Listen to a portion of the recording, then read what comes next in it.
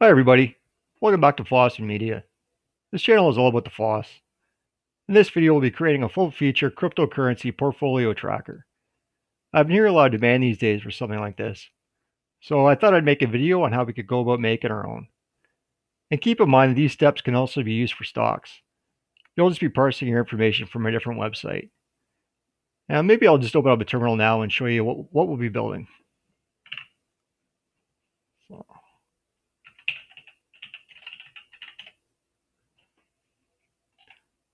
So what this is doing is it's using the beautiful soup Python module to parse the values from CoinMarketCap. And then it'll print them out along with my profits for each coin.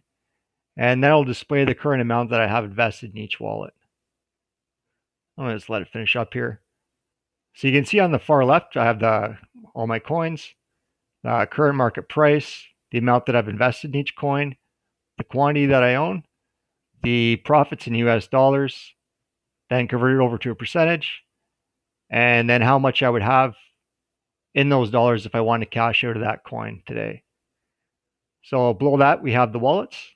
The one on the top is the hot wallet, and that'll just be for online accounts. Cold wallets are for cold storage, obviously. And then we have total earnings in Canadian and US dollars, converted over to a percentage. And then we also grab the exchange rate at the same time too. So each time the script is run, it'll refresh the exchange rate. So that way we don't have to keep updating each time that changes. Below that, we have the cash out. That's if I just cashed out everything and I had to cut and run tomorrow. And then lastly, it updates profits.txt, which I'll just keep track of the results each time the script is run. Just that way I can just go back and yeah, I guess look and see where things went wrong is the current thing these days. So maybe I'll just show you that right now. I'll just open up a new tab here.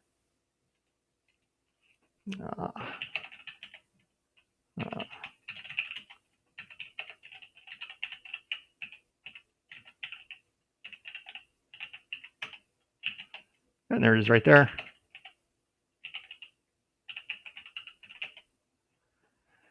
And at the bottom, you can see this is the scan that we just ran, August 12th, 12/21, and almost down 58%.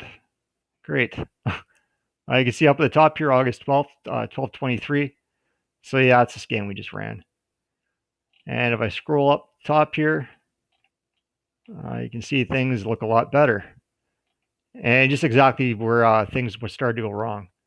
So right around November, so the end of last year, the market really started to dive. And yeah, now that I'm getting a little bit depressed, I'm just going to close this off. So yeah, that's the profits.txt. So each time we run the scan, it'll just log it in here. So I'll close that out. Maybe clear this. And then we get started with the script. So the first thing we'll have to do, of course, is create the file. And I'll just use the touch command. And call it crypto parser. Now if I ls, yeah, there it is down there at the bottom.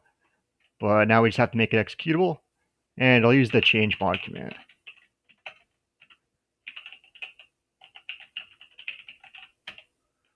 Now if I ls-la, crypto parser py, yeah, and we're executable. So now with that done, we just have to open it up in the text editor of your choice.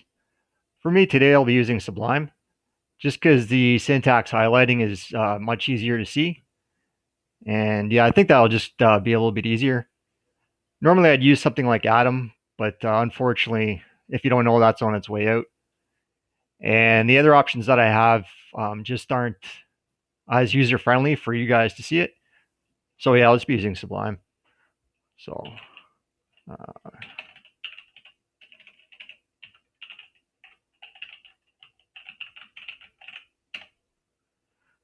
yeah, and there we go. So the first thing we'll need, as we do in any other script, is to create the shebang. And to do that, I'll just be using the pound sign followed by the exclamation mark, and then the path to your Python 3. So I'm just going to use the terminal to find that. And to do that, you can just use the which command. So I'll just say which Python 3, and there's the path right there. So I'm just going to copy that, go back to Sublime, and paste it in there. And that covers that. So the next thing we'll have to do is import some modules. And the modules we'll be needing are requests, beautiful soup, time and date time. Request time and date time already in the standard library, so you won't need to install those. But the one that you will need to install if you don't already have it on your system is beautiful soup, or the BS4 module. So for now, I'm just going to get started on importing stuff. And then when we go to run it after our imports, just to make sure that everything's installed correctly, I'll show you what to do in case you get any errors. So I go import requests. And then we'll need beautiful soup.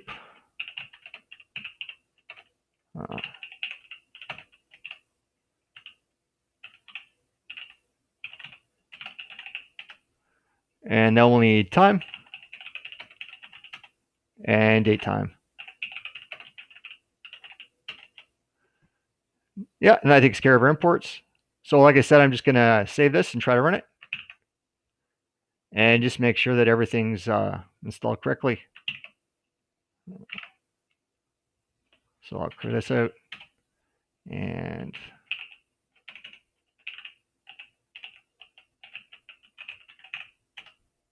yeah, and no errors, so we should be good to go. But in case you did get an error, like say for beautiful soup, you'll just have to install it using pip3. And I'll show you that command right now. So pip3 install BS4. And then hit enter, and that should install the module to your system. And after you do that, just try to run your script again. Make sure you don't get any errors, like I just showed you. And then after you get that done, you should be good to go. But yeah, it's just in case you don't already have it already installed. So I'll just get rid of this, clear that, and we can jump back over to Sublime.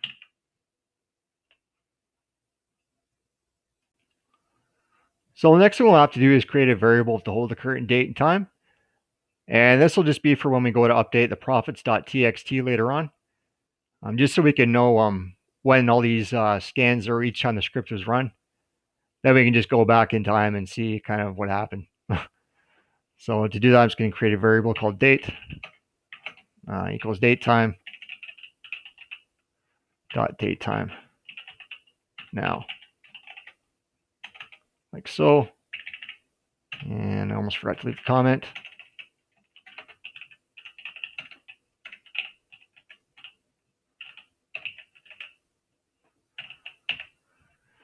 And then I guess I'll create a list to hold all our currencies. So for you, of course, this will be different. But even if you're not quite sure, you can just do everything exactly the way I am in this script. And I can promise you that by the end, it will be running. And then you can just substitute your investments instead of mine. And yeah, everything should, it should work just fine.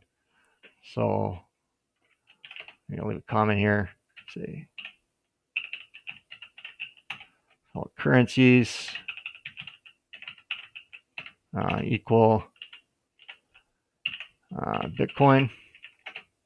And of course, these will be different for you, but yeah, like I said, you can just do the exact same thing if you like, and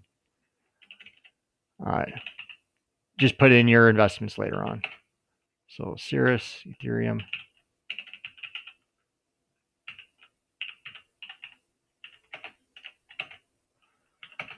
Litecash. Litecoin. And then Monero.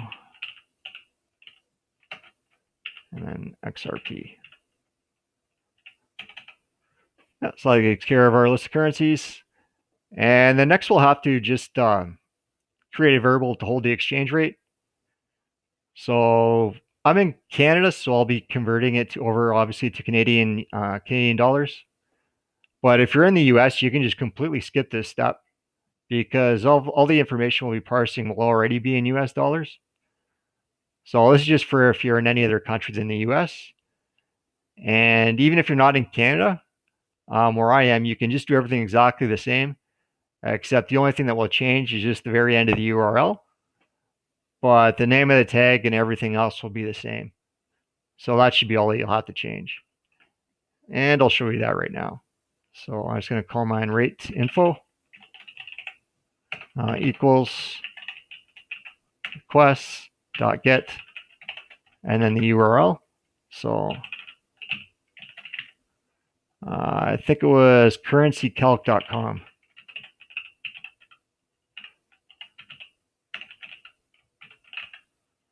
Yeah, like that. And USD to CAD. And I'm just going to grab the URL. And maybe I'll just show you that right now. And I'll just remove this D here. So if I just copy this and go back over to the browser and throw in the address bar, let's see what we got. So yeah, this is the website that I decided to use to convert the exchange rate over to. And the reason I use this is because it's just consistent. So the way that we're grabbing this information is we're using this tag right here, the name of this tag to find this field. And a problem I find that often occurs is developers will change the names of these tags. And as soon as that happens, it just breaks our script. So I found that this website in particular has just been consistent over the last 2 or 3 years and hasn't changed at all. So that's why I'm using it. And to get the name of this tag, as you can see, I've already highlighted the currency or the exchange rate. So I'm just going to right click on that and click on inspect. And then you can see it right here, exchange main description. That's the name of the tag that we're going to want. So I'm just going to copy that. And that'll be the outer HTML. And then go back over to Sublime. And we won't need this right now, but I'm just going to paste it down here for later. And maybe I'll just copy the name of this div ID into my clipboard. So copy, and then we can get rid of that. So next thing we'll have to do is just return the contents of the tag. And for that, we can use the module within Beautiful Soup of dot content. And I'll just show you that right now. So I'll say rate content equals rate info dot content. And that will return the tag contents. And next thing we'll have to do is use the XML parser, or sorry, LXML parser from Beautiful Soup. And I'm just going to call that scraper equals Beautiful Soup.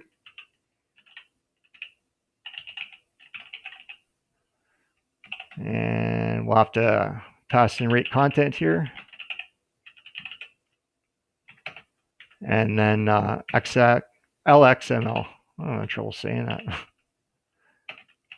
And that will use the LXML parser. Yeah, so after that, we'll have to provide the name of the div that we're searching in. And to do that, just go rate. Yeah, I'm just going to call it rate equals scraper dot find all. And we'll be using the grabbing the information from the div and the ID of that div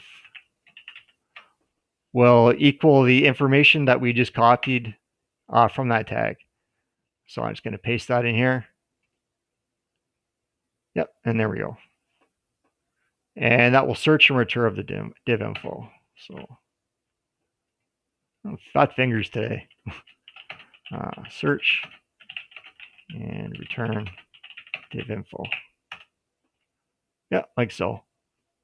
And next thing we'll have to do that is convert it over to a string. So after we get this information or parse this information, it'll actually have a bunch of white space and stuff in between all the in between all the letters and tags, and we want to remove that white space. So then we can manipulate the string later on. And again, I'm making this, I'm sure, a lot more confusing than it is. But yeah, you'll see what I mean in a minute here. So if I just go rate, let me think here. Oh yeah, I'm just converting over to string. So str rate. And convert to a string to remove white space. And then we have to remove the white space. So I'm just going to call this rate range, I think, because that's the main reason why we're parsing this particular tag and removing the white space, is so we can find the range of where that. So for me, I'm in Canada, so my exchange rate is 1.28. So the rate range is just where the 1 starts from and where the 8 is. So then we can just isolate that particular number instead of the whole string when we go to manipulate it later. So let's say rate range equals, we want to remove the white space, so I'm just going to use a couple single quotes there, dot join, rate. And so with that being said, the next thing we have to do is capture that range. And I'll show you how I found that in just a minute here. So I'll just say exchange rate equals, and we'll need it to be a float. So I'll just say range, rate, range, and for this website in particular, it was 73, and I believe it was 78. And I'll show you how I found that in just a minute here. So the 73 and 78, I'll just go back over to the browser. And right here, so see, this is the div that we're trying to capture. So if you start counting, sorry, I apologize for the size. I don't think there's any way I can make this bigger. But if you start counting from the beginning of the div container itself, so say this is the div right here. So the main thing that we want right here is the 1.28.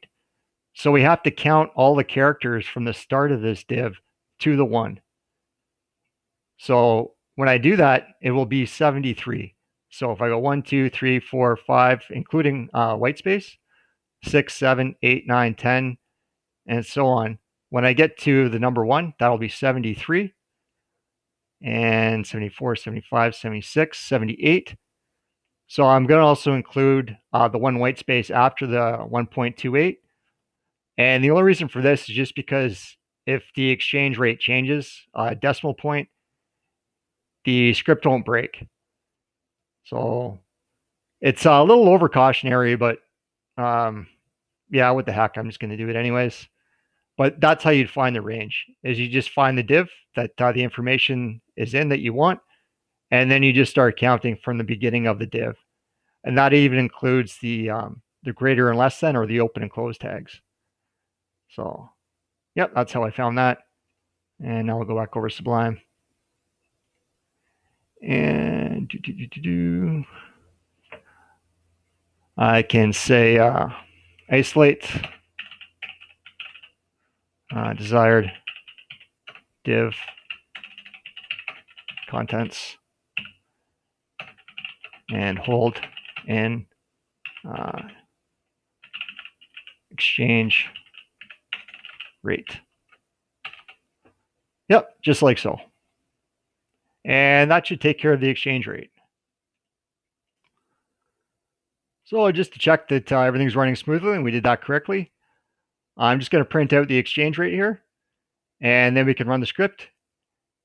And then we should just see whatever my exchange rate currently is for Canadian dollars.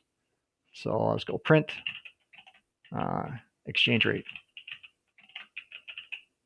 And I'll save it and jump over to the terminal. And then I'll just rerun the script. Yep, perfect. There it is, 1.28.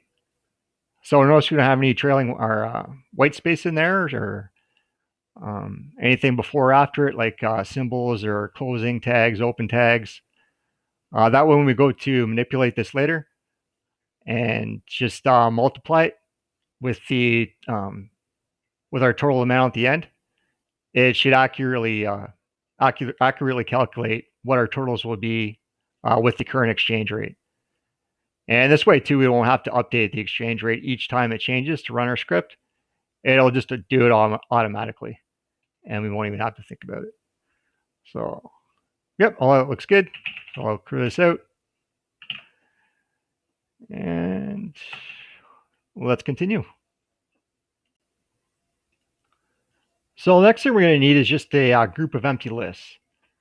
And what these lists will be used to hold are the cost of the coins after they've been converted into a float. Another one just to hold the totals of the coins after that's been calculated, or the profits. And one more just to hold the cash out value of that particular coin after that's been calculated. So to do that, I'm just going to get rid of this because we don't need it anymore. And I'll just call it total holdings. And the first one will be a list just to hold the value of the coin after it's been converted into a float. So we'll say coin cost equals an empty list. Hold value of coin after it has been converted into a float. And next one will just be to hold the totals of the coins or the profits after that's been calculated. So I'll say coin totals equals empty lists. Hold coin totals or profits. And the last one will just be to hold the cash out value of the coin after that's been calculated. So I'll just call that coin worth equals empty list and hold coin cash out value. So now with those lists done, we just need one more group of empty lists to hold the values of each wallet. So for me, I have 4 different wallets: Trade Ogre, Qcoin, Exodus, and Monero. And if yours will obviously be different, but if you'd like, you can just copy everything that I'm doing right now. And then after we get everything up and running, you can just, it should be a piece of cake just to go back and substitute my coins for yours. So I'm just going to call this wallet values.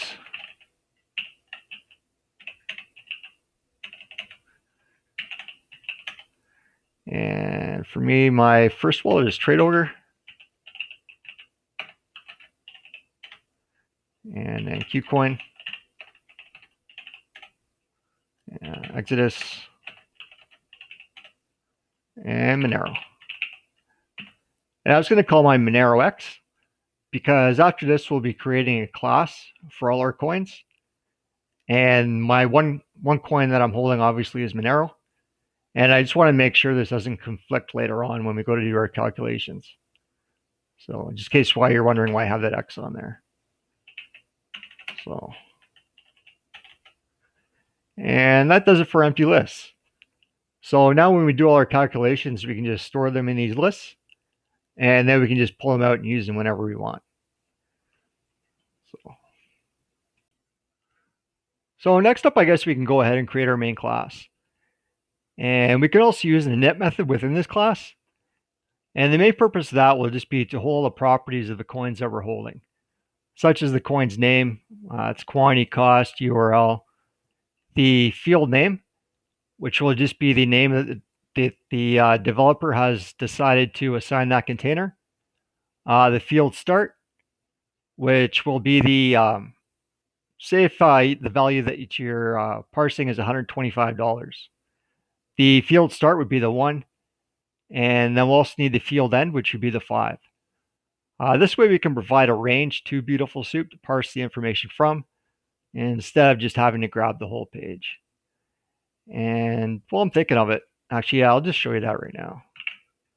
So I'll be jump over to Firefox here. I'll search for CoinMarketCap.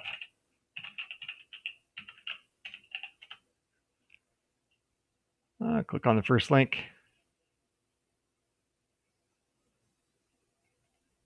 And I guess I'll just search for Bitcoin. And this is the price that we're grabbing right here. So if I highlight that and give that a right click, and then click on Inspect, down here on the bottom left, you can see right here where it says div class price value. So price value will be the name of the container that we're parsing the information from. So I just call that field name. And then we'll also need the field start and the field end. So the field start here would be the 2, right where it says 24, and the field end would be the 5. So to find the field start and the field end, just like we did with the exchange rate, you just start counting right from the beginning of the container. So, and this also includes white space too, don't forget. So you just say 1, 2, 3, 4, 5, 6, 7, 8, 9, and so on until you get to the 2, which would be the field start, and then keep counting until you get to the 5, which would be the field end. Yeah, just in case you're wondering how I got that information, yeah, that's how I went about it. So yeah, with that said, I guess I'll just close this. Let me go back to Sublime. And start our main class. So let's give some space here and start with a comment. Let's call it main class. So I guess I'll call this class cryptos. Then inside of this class, we're going to need what's called a init method.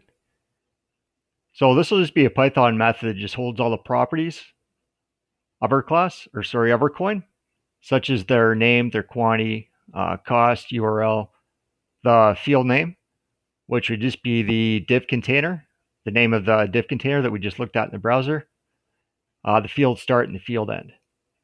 So let's go and define it.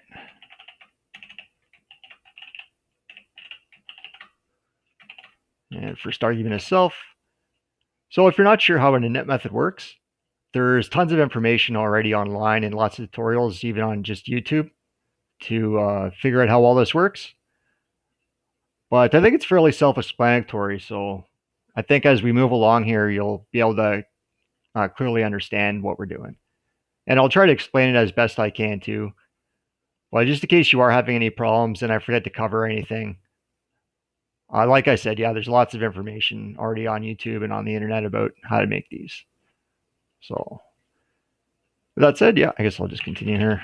So next one will be name, then quantity, cost, URL, the field name,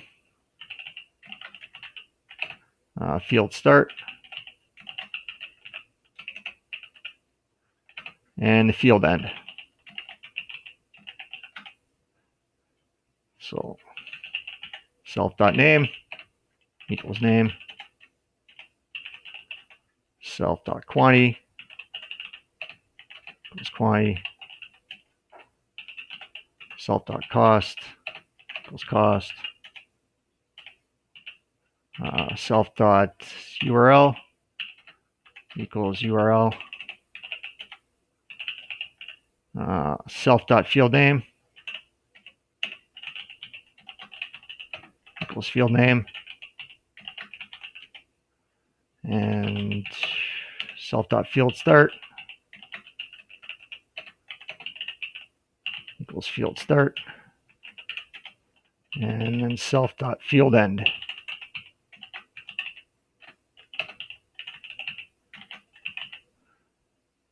I think that does it.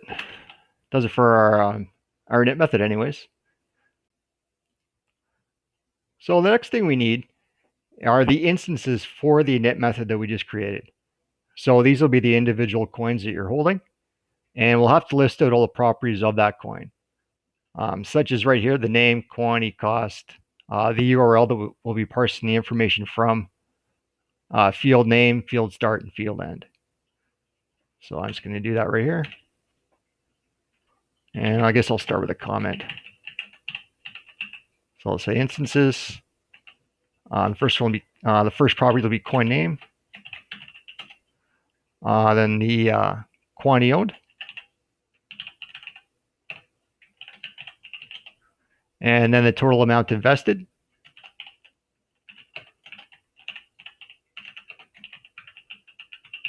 And that'll be in US dollars. Up next, we have the URL. And then the field name. And then the field start. And field end.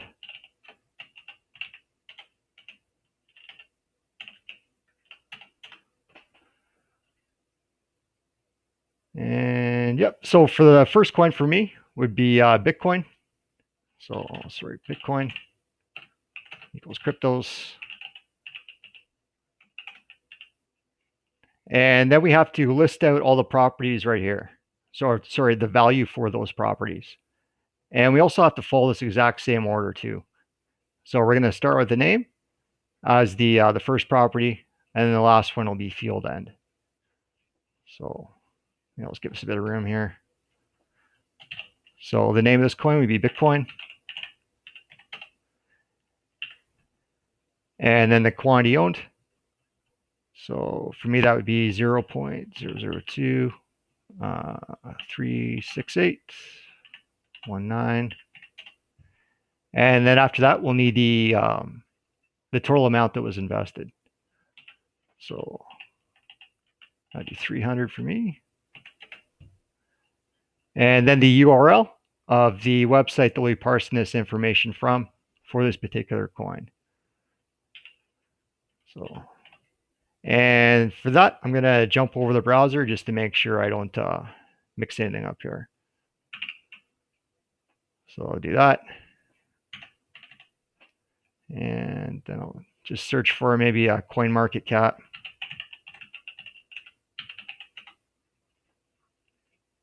Yeah, click on the first link.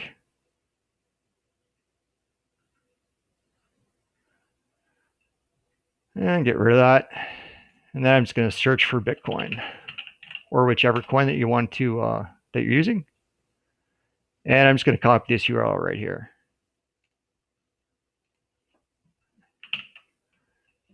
And then I'll paste it right in here. And that should do it for a URL. And then next we need the field name. So the field name, we can go back to the browser. Just like I showed you before, just highlight this guy, give it a right click and click on inspect. And there's the field name right there, price value. So I'm just going to right click on this and go to copy outer HTML. Click on that. Then go back over to Sublime. And actually, I'm just going to paste it right here. And this is the value we want right here, price value. So I'm just going to copy that and paste it right here. And then we can get rid of this. And the next one we'll need is the field start. So like I showed you before too, you have to go back here and count all the characters starting from the beginning of the container. So for me right here, the 2 would be 32. And the 1 right here would be 40. So yeah, I just counting these ahead of time just to save us a bit of time. And yeah, that's how you get the field start right here, the 2, and the field end, the 5. So just count all the characters starting from right here until you get to the one that you want. So, and for me, that was 32. And if you're using Bitcoin too, it'll obviously just be the exact same as what I'm doing right here. The only way it would change is if you're using a different coin. And come to think of it, if I go back here, yeah, even if you're using a different coin, these values should be the same. So yeah, even if it, yeah, you could just start with the values that I'm using. And then if it doesn't work, you may just have to tweak it a little bit, like say 31 or 33 or something like that. And yeah, I just go from there. But this should work just fine. So the last one was the field end, which was 40. And yep, that's our first instance. And it just dawned on me too that our field start and our field end shouldn't change except for the 40. So the first number should be the same for the 32. But if the next coin that you're using has a different number of decimal places, the 40 right here will pretty much just go right out the window. So if you do get an error, most likely the only number that you'll have to change right here is the 40. The 32 should stay the same. But just in case that doesn't happen, I'll purposely try to break it later on just so I can show you how to go ahead, go about fixing it and show you what the error looks like and how you can adjust your value depending on what that error is telling you. So yeah, if you're not totally confused yet, I'm just going to go ahead and finish these instances. So when you do yours, just do the exact same thing that we did here, the same format, indentation, and all that good stuff. Just the only thing that you'll have to do is substitute these values for yours. And the only one that will stay the same for sure is the price value and the 32, as long as you're using CoinMarketCap. And of course, this will change right here too. So you can either go to CoinMarketCap and search for your coin and copy the URL, or you can just write your coin name in right here. And it's been my experience that all the coins on CoinMarketCap that I've seen so far all follow the same URL except with the last part that's their name. So yeah, with that said, I'm going to go ahead and finish off my instances here. And then when I do, I'll check back with you and pause the video to save you some time. So I guess I'll see you in a couple minutes. Okay, I think I'm done. So you can see I got about 10 different coins here. And the only thing I really had to change was the field end right there. You can see some of them are a bit different. Like right here, we got 38, 38, 36, 36. They're all pretty close, except for my Cirrus token right here. And that's just because that's the one currency that I have that's not hosted on CoinMarketCap. So I had to use a different URL, which obviously changed the field name, the field start, and the field end. But as long as all your coins that you currently have are hosted on CoinMarketCap, you shouldn't even have that problem. And yeah, as you can see here too, the 32, 32, 32, 32, they're all 32. So they all start in the same spot. It's just because of the decimal places, the field end might change a bit for you. But like I mentioned earlier, also I'll intentionally break mine later on when we go to scrape the page. And then when it errors out, I'll show you the error message and tell you how you can modify your code to correct that problem. And the error message will even tell you exactly what character it got hung up on. So that way you can just go back and count over like 2 or 3 and change your number and you should be good to go. So yeah, that should do it for instances. But maybe now I'll just test out our init method using these instances just to make sure that everything is as it should. But everything looks all right to me, but it's always nice to double check and have that peace of mind. So all I'm going to do is I'm just going to print out some values. So I'll just say print.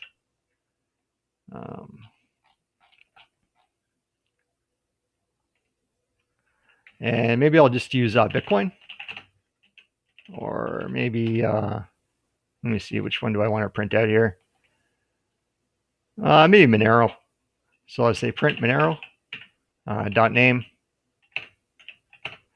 and then Monero dot quantity, and then Monero dot cost, and then Monero dot URL, and then Monero dot field name,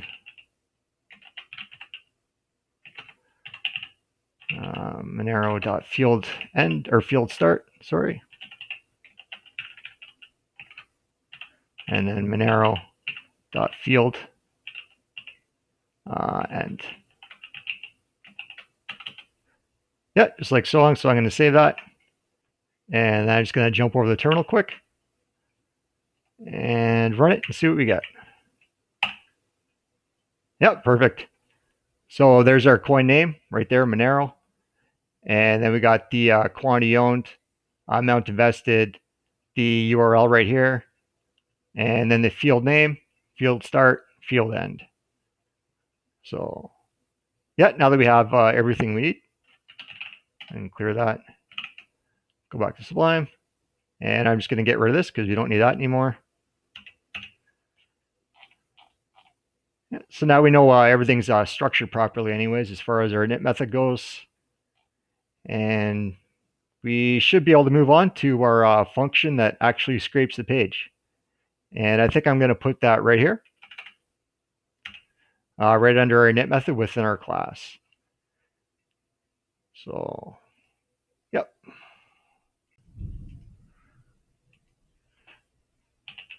And I think I'm just going to call that scrape page.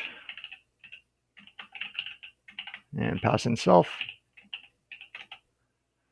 Then create a global variable to hold the result that we get from scraping the page with Beautiful Soup. So this will be the price of the coin that we're going to end up holding. So I'm going to use the global keyword and call it result. And then I'm going to let my machine sleep for a bit. Just because I am on older hardware with a slower connection. And then we're going to use the request.get to hold the URL. So it's going to say source equals request dot get, and then self.url. And yeah, next we need to use dot content to return the tag's contents. So I'm just going to say src, short for source, I guess, source.content. And I will return the tag contents.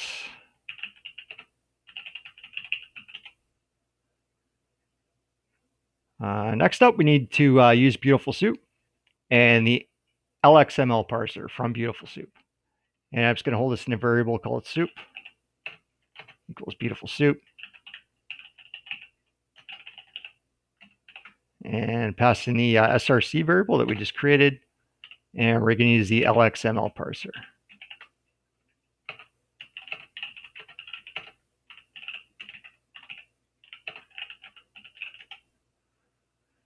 And next, we need to specify the type of container that Beautiful Soup is going to be looking for and the name of that container. Or sorry, the name of the field that is inside that container. So I'm just going to call this price equals soup dot find all. And we're going to be looking for a div. And going to be utilizing the class. Self.field name. Yeah, and that underscore does look a little funny in there, but yeah, it definitely needs to be there. And then I'm just going to say price equals str, because we're going to need to convert that into a string. And the main purpose of that is just to so we'll be able to use string methods to manipulate it. Because if we do get any white space or any special characters, we'll have to remove those before we convert it to an integer and use it in our calculations. So, and we can also remove the white space out of that with join. So I'll say dot join price. That should remove the white space.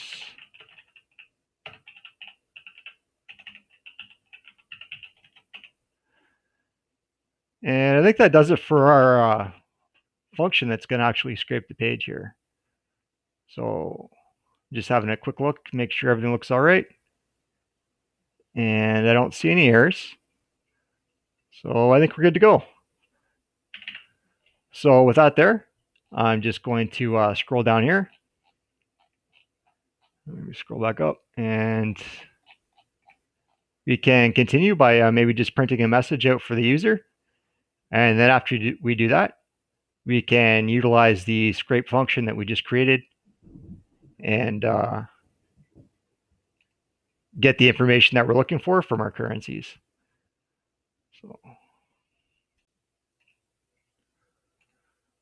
So I guess we can just use a print statement here to update the user.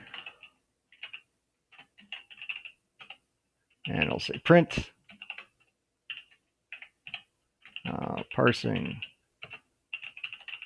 returns now. And I'm just going to let it sleep for a bit.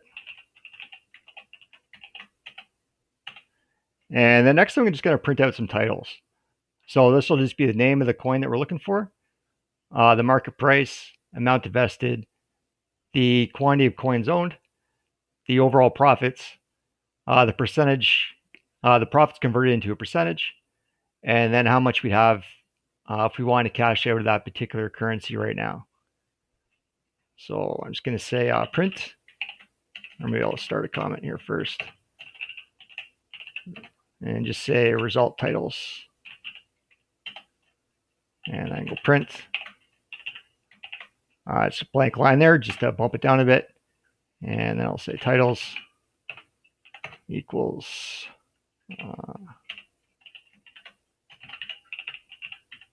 currencies, market price, and then invested, quantity, and then profits, percentage,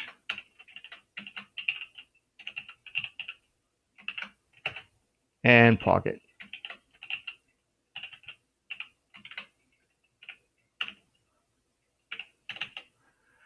And after that, I just want to, underline them. So to do that, I'm just going to create another list, and then we can just format it the same way that we're going to format the titles list we just created. And then hopefully everything will just line up nice. So I'll say underline equals. And for this, I'm just going to count as I spell it. So Currencies, and just do that for the rest of them. So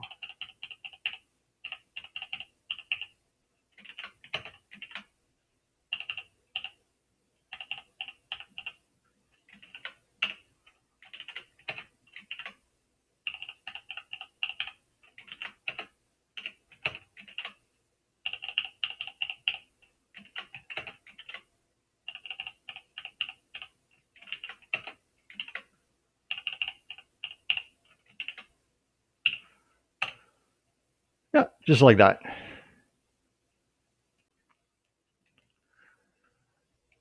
And now we just have to format them so they'll look nice. And then we can print them out for the user. So I'll say format and print out titles. And for A, B, C, D, E, F, and G. And each one of these letters is just going to represent each column. So I'll be A, B, C, D, E, F, and G. And then I'll say in zip. And then go titles. Colon 3 for the first one. Titles.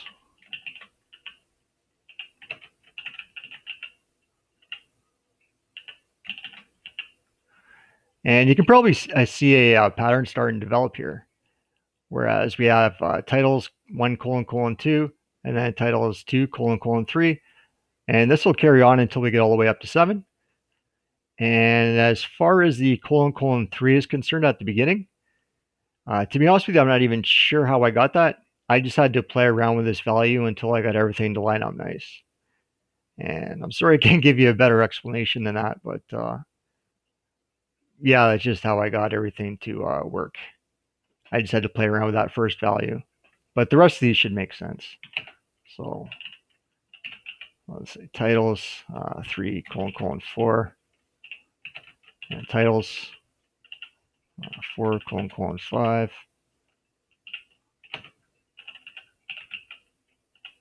and let's say 5::6,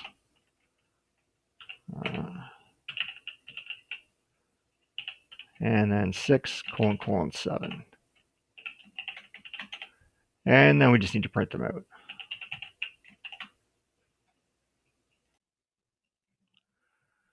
Yeah, we can use dot format for this. So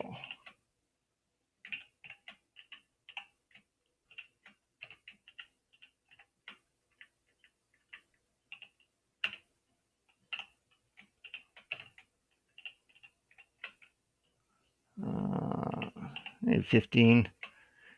And in case you're wondering, I'm pretty sure this is just the amount of spaces to the right of the previous column. And I wish I could give you a better explanation than that, but this is just one of those things again where I had to just play around with it until I got it to work. And it should look just fine by the time we're done here. So 7 and 5.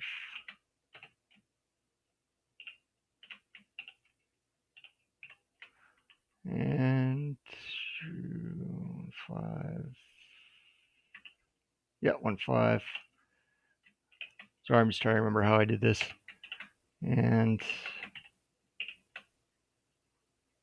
yeah, I think it was just like that. And then dot format.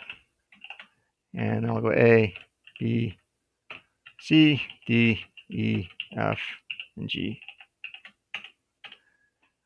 And that should take care of the titles.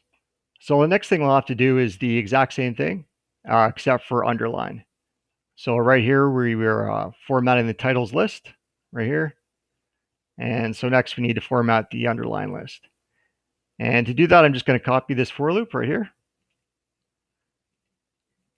And then paste it down here. So for this, I'll say format and print out underline. And I'll paste it there. So the only thing we have to change here are these values right here where it says titles. So I'm just going to select all these. Actually, maybe I'll just copy this first. Yeah, and then I'll select all these.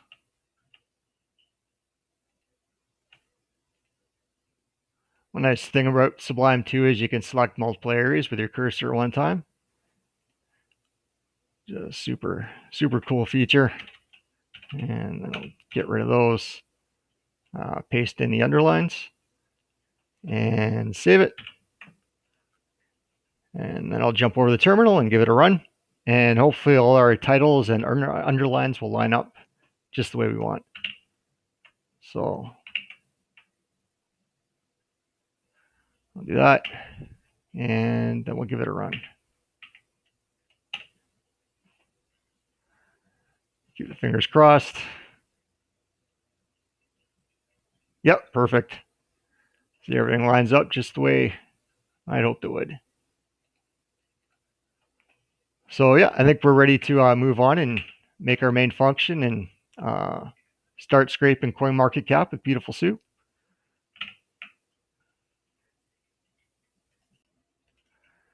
And before we continue, I just want to draw your attention to one thing. That the print statements here look a little bit funny with the indentation. And that's just because of the way the text has been wrapped when I go to zoom in so you guys can see it a bit better.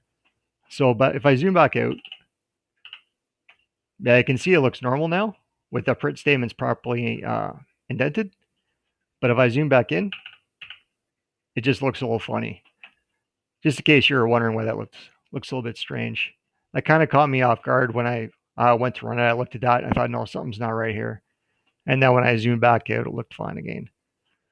So yeah, with that, we can move on and start scraping beautiful soup. So to do that, I'm just going to call this execution. And I'm going to use a for loop to go through each one of the items in our currencies list. And that would be up here.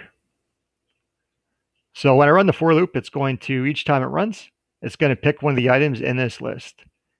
And then when it does, it's going to convert that into an object. And it's going to grab these right here. So when it reads Bitcoin, it'll grab these instances or these properties of this instance. And it'll do the same for each coin as it goes down the list. So, yep. And yeah, I'll just use a for loop for that. So I'll say for item in currencies. We have to first turn each one of these items into an object because right now they're just strings in our list. So I'll say item equals eval, and I'll say item, and we're turn list item string into an object. And then next we can run our scrape page function that we wrote up top again, or with each one of these items in the list. So you can say item dot scrape page, and that will call our main function.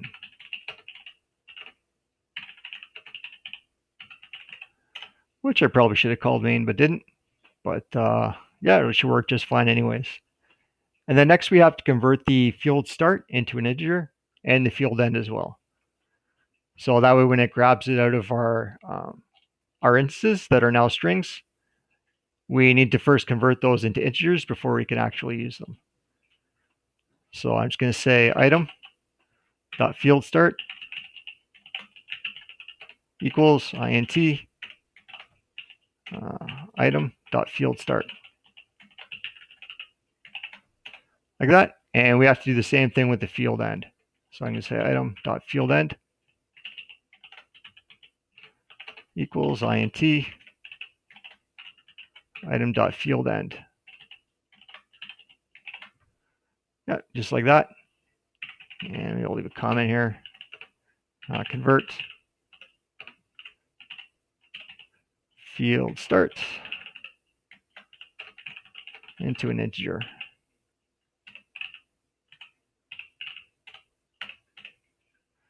And then we need the same thing here. Convert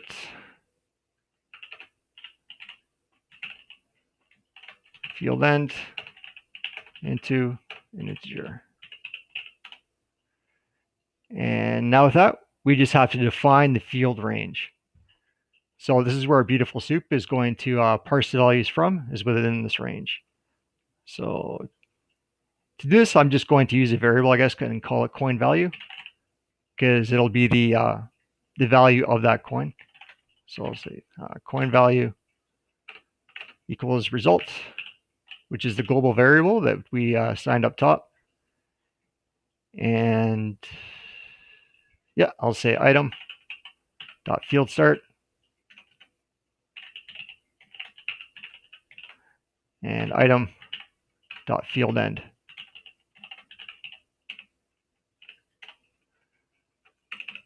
And I'll say define the field range. And then next we have to remove some unwanted characters. So if I go back to the browser here and I'll open up Firefox and go back to CoinMarketCap.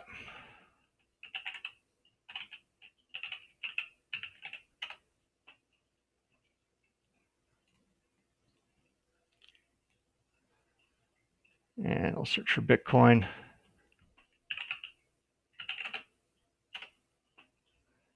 And I'm just going to right click on this and go on inspect.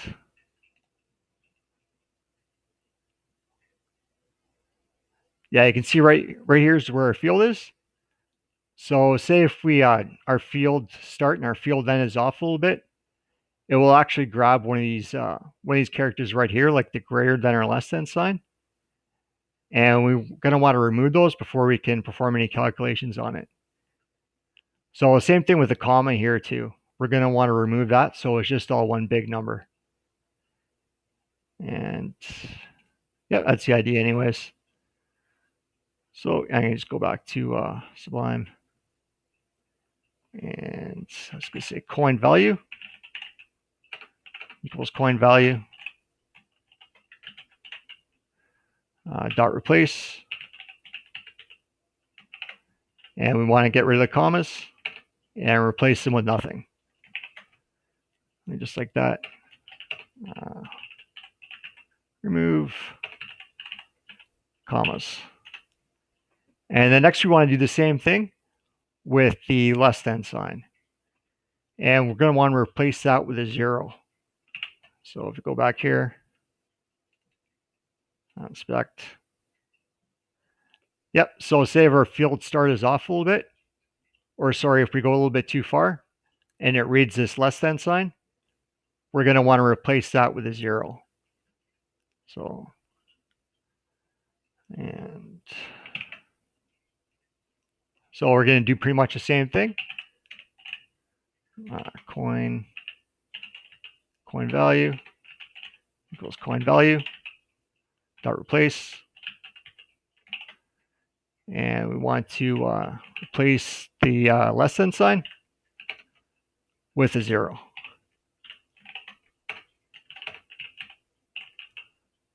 Remove those guys.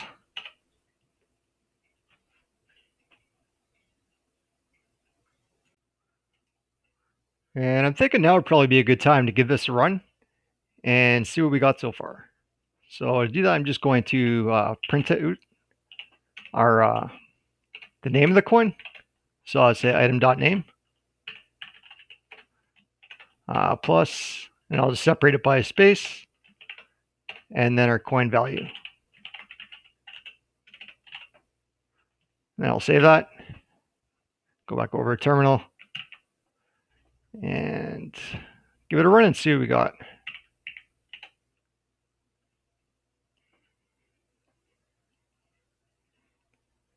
Perfect.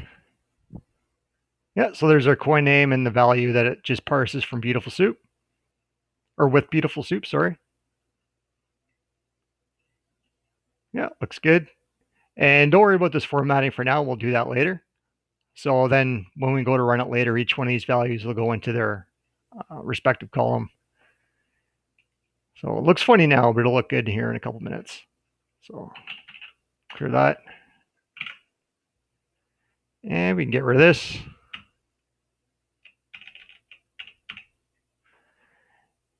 And the next thing we need to do is convert our coin value into a float. So that way we can do some calculations on it and figure out what our profits are for each coin.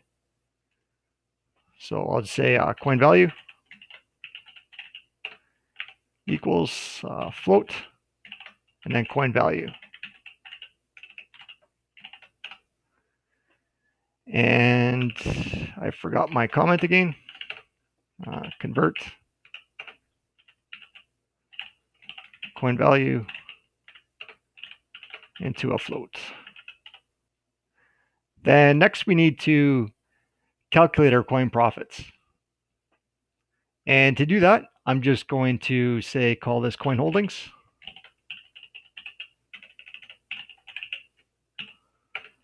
Equals coin value. And we want to multiply that by the item.quantity, so that how many coins that we're holding. And then we want to subtract the item.cost, so the amount that was initially invested in that coin. And before we do that, we just got to turn into a float. And then I'll say item.quantity and subtract the item.cost. And we got to turn that into a float as well.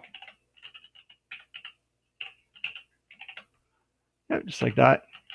And I'll say calculate coin profits. Then next, after we do that, we want to add it to the coin holding, or sorry, the coin totals list. So yeah, I can say coin, and our coin totals list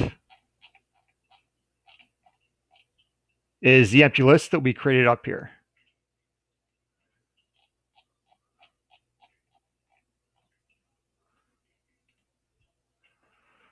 So we can say coin totals, dot append, coin holdings.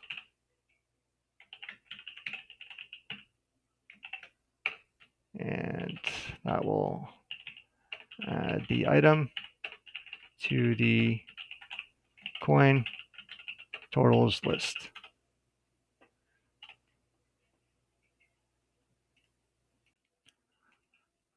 So next I want to create a variable, I think, called amount invested.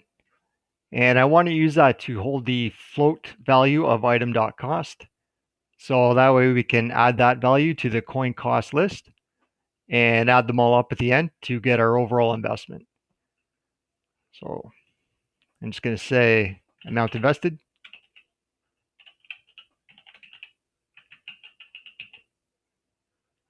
equals the float of item.cost.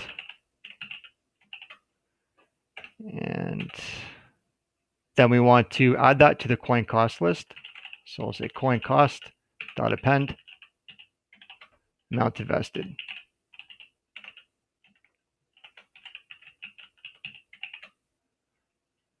And I will add item.cost to the coin cost list.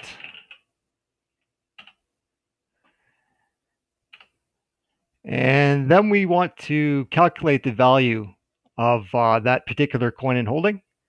So that way we'll know how much we'll have invested in that particular coin if we just want to cash out of that coin. So I'm just going to say coin cashed equals coin value times item.quantity. And we'll also have to turn this into a float. So say float item.quantity. And I will calculate the value of the coin in holding.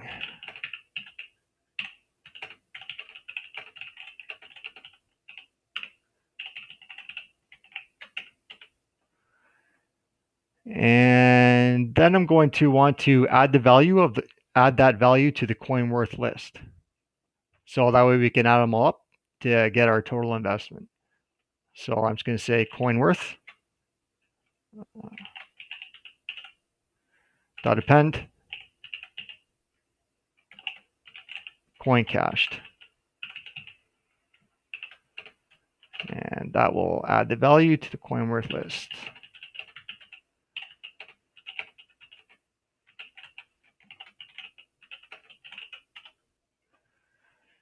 Then we're going to want to add them all up, I think. And then we can figure out exactly how much we have sunken into this cryptocurrency stuff. So I'm just going to say cash out equals the sum of coin worth. And I will add up the values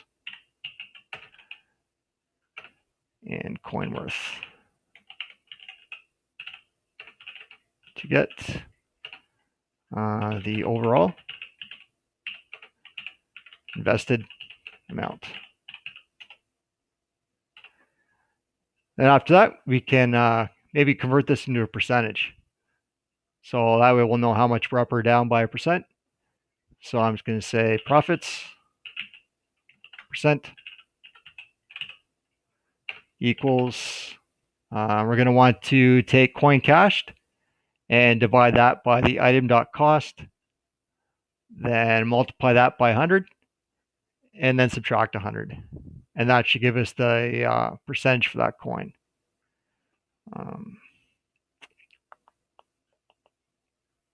Yep. So I'll say float coin cached divided by float item.cost times 100 minus 100. And that should calculate our profits percentage.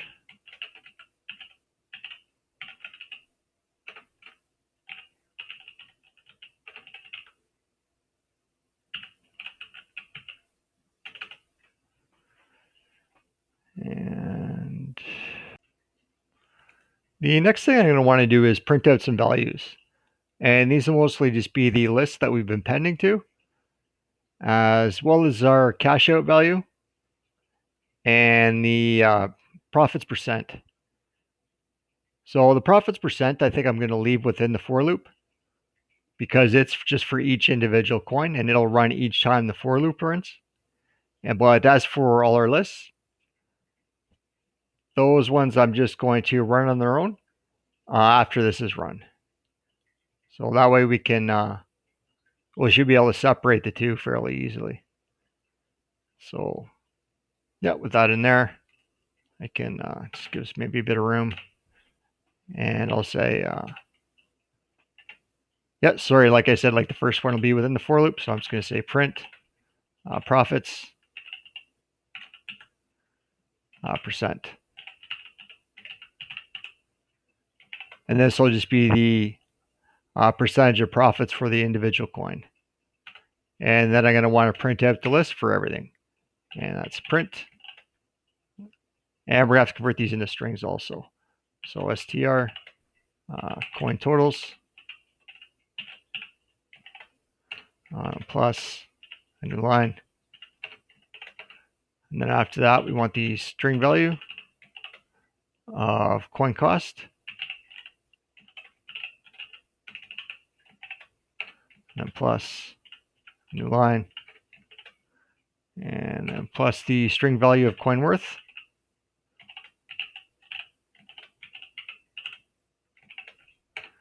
And then plus new line. And then plus the string value of cash out. And I'll give that a save. Just have a quick double check here. So profits percent is right there. And that'll print out for each coin. And then all these guys are listed down here. And they'll just spit out at the end when it's done. So we got coin totals up here. And coin cost right there. Coin worth right there. And cash out right there. So let's jump over to the terminal. And keep our fingers crossed, see what we get here. And just a heads up, this is not going to look pretty just because we haven't formatted anything yet. But so far, so good.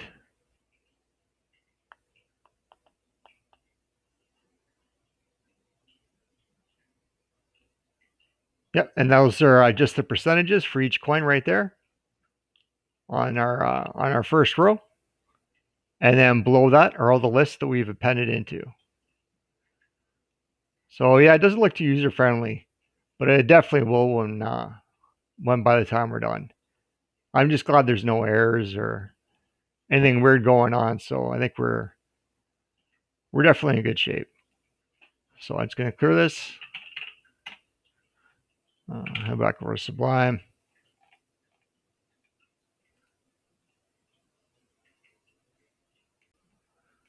So now with all that done, we can start to populate our wallets. And these will be the empty lists that we created up here. That right there. So after we calculate the value of each coin that we're holding, so that'll just be the current market price multiplied by the quantity, we can add it to these wallets right here. And then at the end, we'll be able to add them all up to get the sum of each one. And then, of course, print it out to the screen. So we can scroll on the bottom here and get rid of this stuff that we don't need anymore. And I'm just going to say wallets. And my first wallet, or my hot wallet, I guess, would be TradeOgre. So for you, these wallets and coins will obviously be different. But like I said, too, you can just do everything as I am, and we'll get everything working. And then at the end, you can just go ahead and substitute all your wallets and all your coins. And even though the wallets and the coins will be different, the process should be exactly the same. Except for a couple things will change, like your URL and stuff like that, but everything else should be just as we're doing now. So my first hot wallet would be TradeOgre. And we say if item name, item.name is equal to Lightcash. I'll say TradeOgre dot append coin value and multiply by the float value of item.quantity. And that'll be one of the properties that we have in our instances for each one of our coins, which is now a string, so that's why we had it converted into a float. So let's say calculate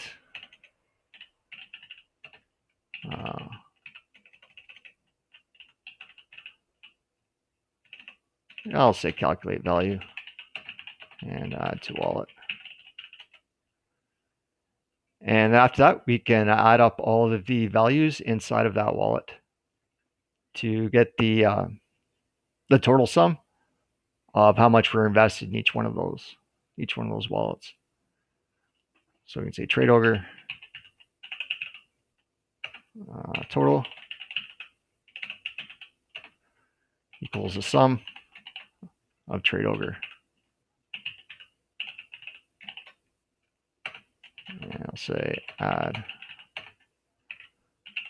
up the values in the wallet.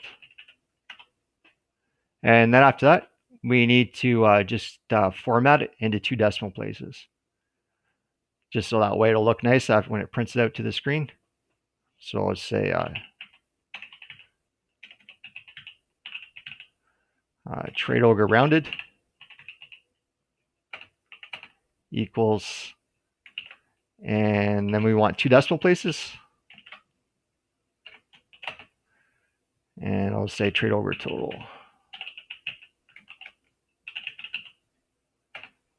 And that will round the result to 2 decimal places.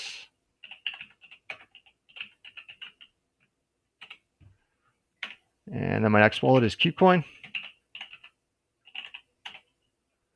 And we can say elif item.name is equal to Cirrus KuCoin.append coin value multiplied by the float of item.quantity. And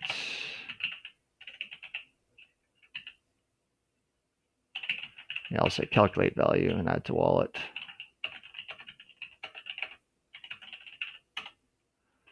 And then we can add up the sum of the wallet. So I'll say KuCoin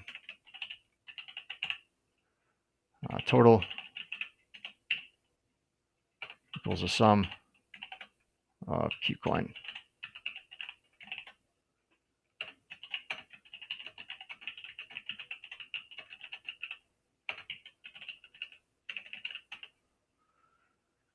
And like we did up top, we just have to convert it into 2 decimal places. So I'll say KuCoin rounded equals 2F, and then Qcoin total.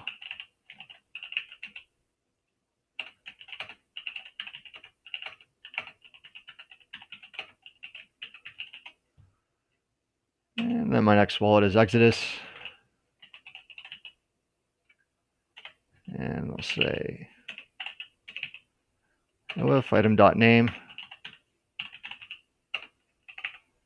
equals, and I'm going to have multiple coins in this one. So I guess I'll just say Bitcoin or item.name equals Ethereum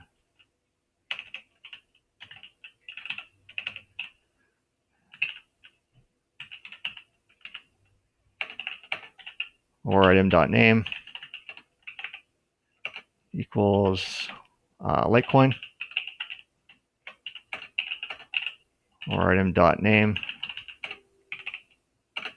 equals Ripple. Exodus dot append coin value and multiply by the float of item.quantity.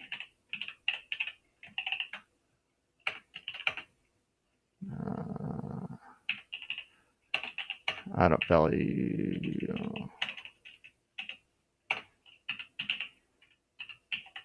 Calculate value and add to wallet.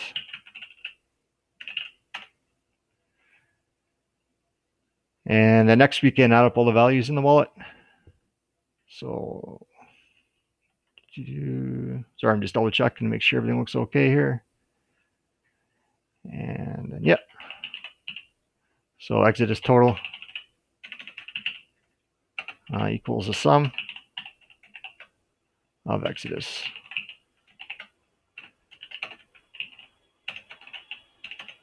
Add up the values in the wallet. And the next one I have, I think, first we have to turn that into 2 decimal places like we did with the last two. So I'll say Exodus rounded equals 2F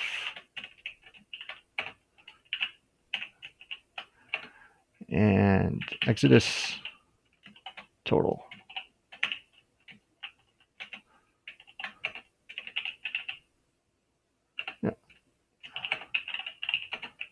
Values to 2 decimal places.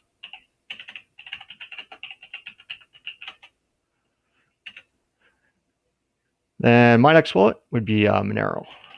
So Monero, and I'd say elif item.name.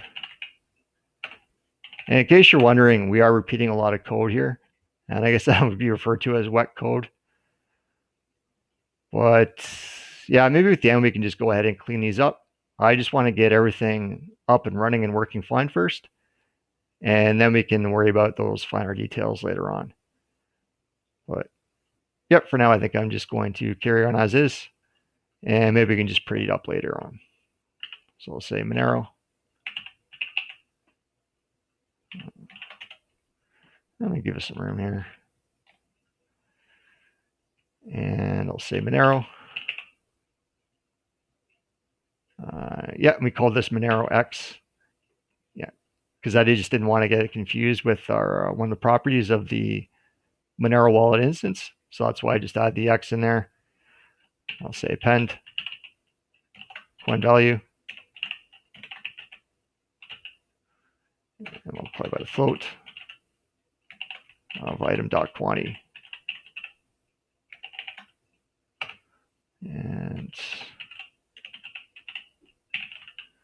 calculate holdings and add to wallet. And then we can add up the values inside that list, which won't be a long list, but might as well add them up anyways. So I'll just say Monero X total equals the sum of Monero X.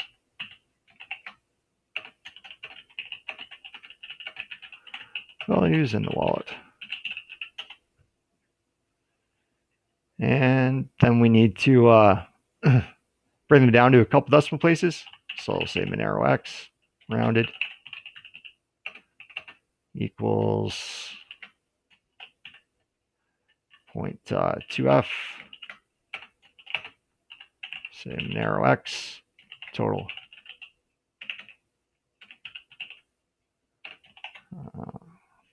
Oh, something's wrong there. And Monero X total. Nope, sorry. No, it looks just fine.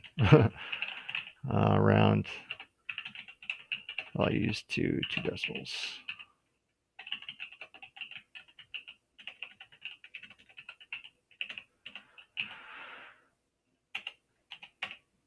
And I think that does it for our wallets. And before we move on, I just saw a mistake here. I misspelled coin. Surprised I didn't catch that earlier, but all these things happen. And now we can create a list to hold all the properties of the coins that we just calculated. So that way when we go to print them out for the user, we can just use .format to get everything to line up into those columns that we created earlier for our titles. And yep, that should work just fine. So I'll just say, and this will also be inside of our for loop, which all of this isn't. So I'm just going to highlight all this and move it over. Yeah, just like that, because we want all that to be inside of our for loop. So, yeah. And then I'll just say, yeah, create list.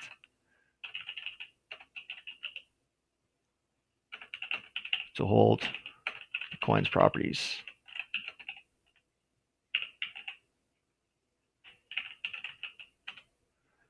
And I'll say coin profits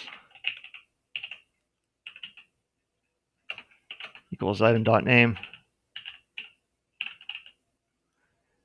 And maybe I'll just leave a colon here and a space.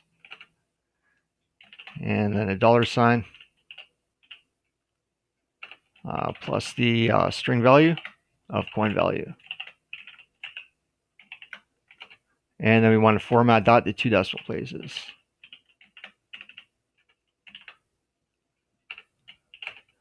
And then we'll need the float of item.cost.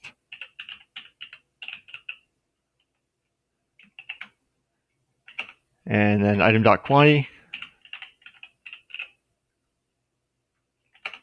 And we also need that 2 decimal places.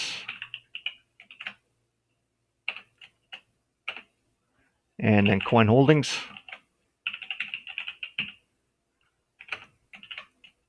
And that will obviously be 2 decimal places as well. And then profits percent.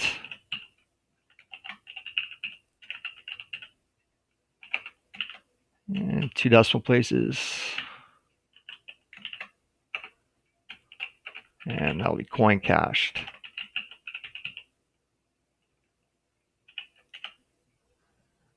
And that does it for our list. So now that we have our values in there, we can go ahead and format that list to get them to line all up into the columns. So, and I'll say print profits for the coin. And we can say for A, B, C, D, E, F, and G, and zip. And that'll be coin profits. And colon 3, just like we did up top. And I'll say coin profits.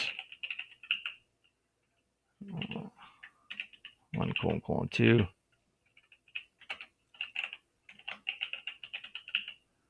Coin profits. 2, colon, colon, 3. Coin profits. 3, colon, colon, 4. Coin profits.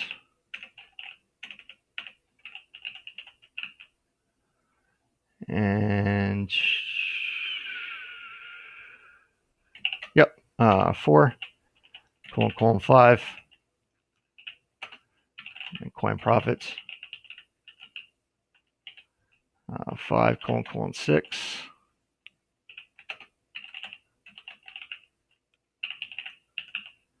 Coin profits. 6, colon, colon, 7. And yep. Now after that, we're going to want to say print.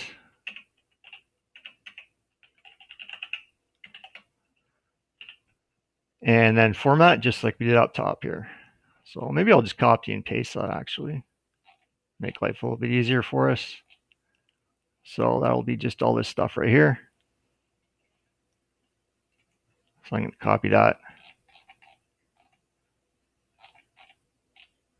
And I'm going to paste that right here. And yeah, I think that looks good.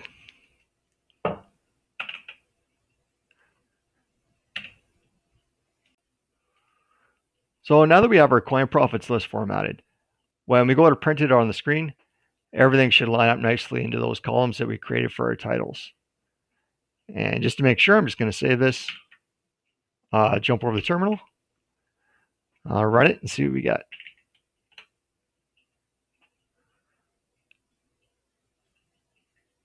Perfect. Yeah, everything lines up into the columns, and it should repeat that for each coin.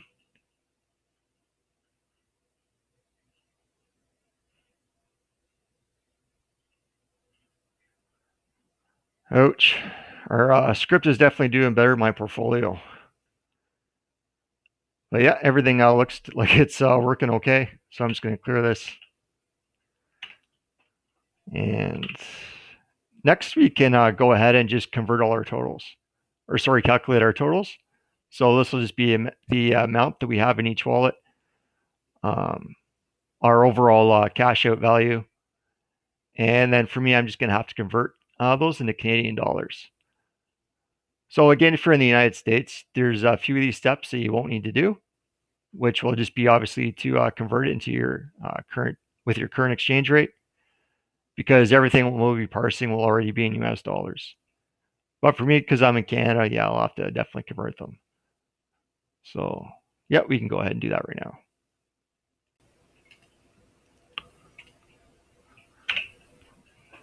And I'll leave a comment here. Totals and convert. Let's start with USD. The USD profits equals the sum of coin totals. I will add up the totals. Then I'm going to convert that into Canadian dollars. So I'll say CAD profits equals our USD profits multiplied by the exchange rate.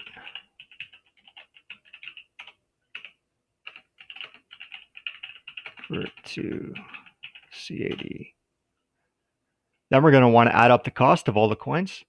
So that would just be the overall invested amount. So I'll say USD invested equals the sum of coin cost.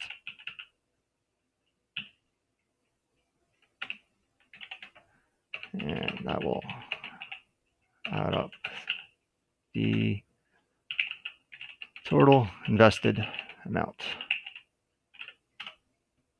Then I'm going to want to convert that to Canadian dollars. So CAD profits, or CAD invested, sorry, equals USD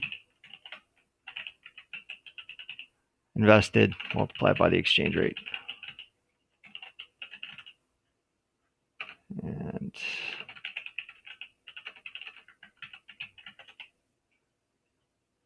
then we can, for me, I'm just going to calculate in Canadian dollars the cash out value if I wanted to cash everything out right now. So, and we already have that for US dollars and that would be our cash out variable. But I'm just, yeah, like I said, I'm just going to convert that. So CAD cash out equals cash out multiplied by the exchange rate. And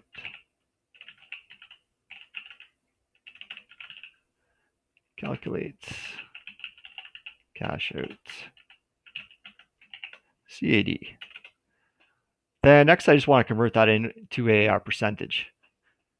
So I'll say profit percent equals CAD profits multiplied by 100 divided by CAD invested.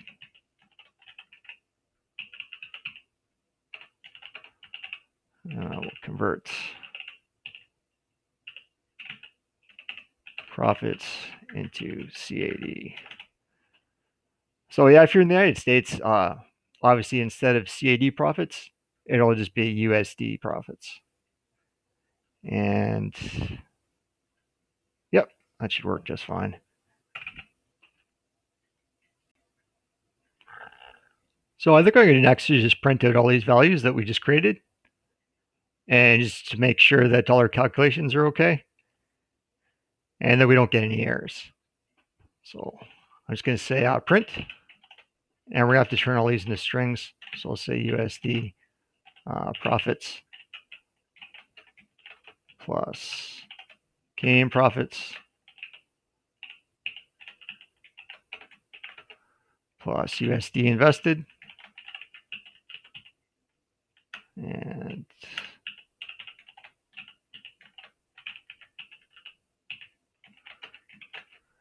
I'll say Canadian invested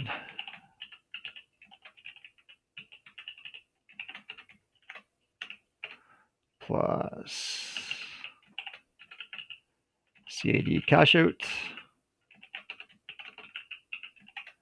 And then the last one would be profit percent.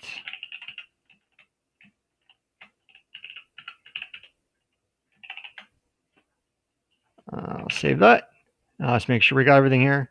So USD profits, Canadian profits, USD invested, Canadian invested, Canadian cash out, and profit percent. Yeah, it's all there.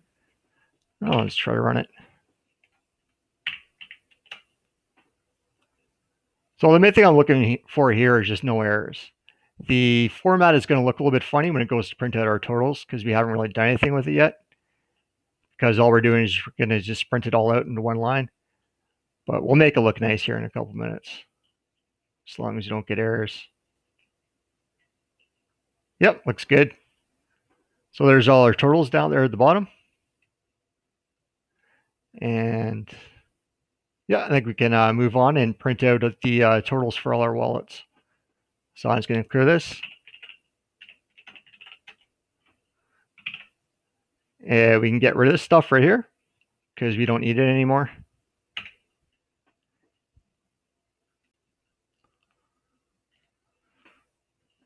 And I guess I'll continue here with a comment. So I'll say show wallet totals. And just going to let my machine sleep for a bit. And go print. Yeah, new line. Say hot wallets. So these obviously be our online wallets. And say USD. And I'm just going to underline it. So I'll say print.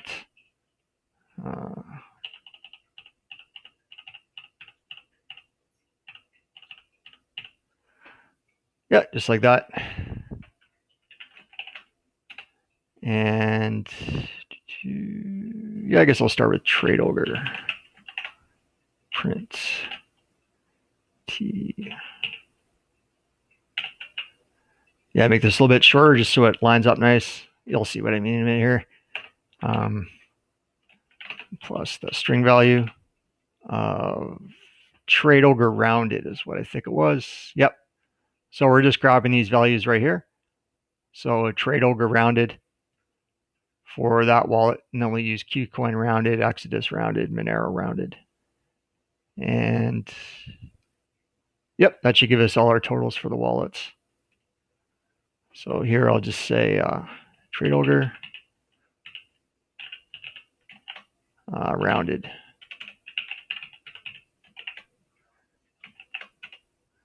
And then I'll print Qcoin. I'll use space. And say Qcoin rounded.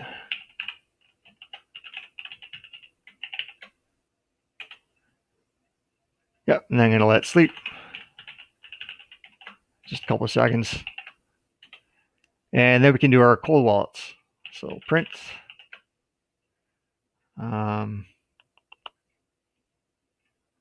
Yeah, \n. And I'll say cold wallets.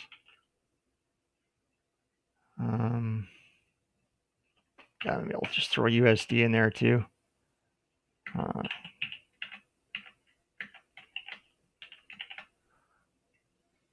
Yeah, just like that. And then underline it. So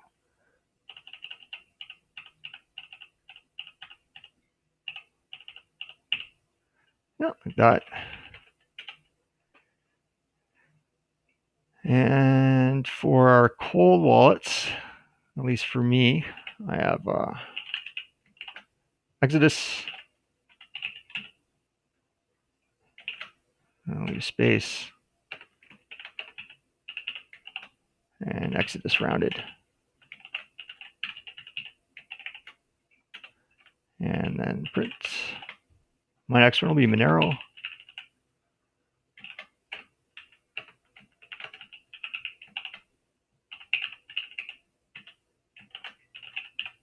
Rounded. And that should do it for our wallets. So maybe I'll just save this.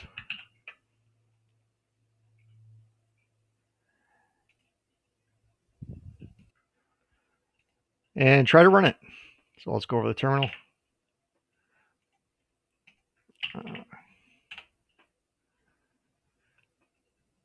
So now we should get the totals for the hot wallets and the cold wallets.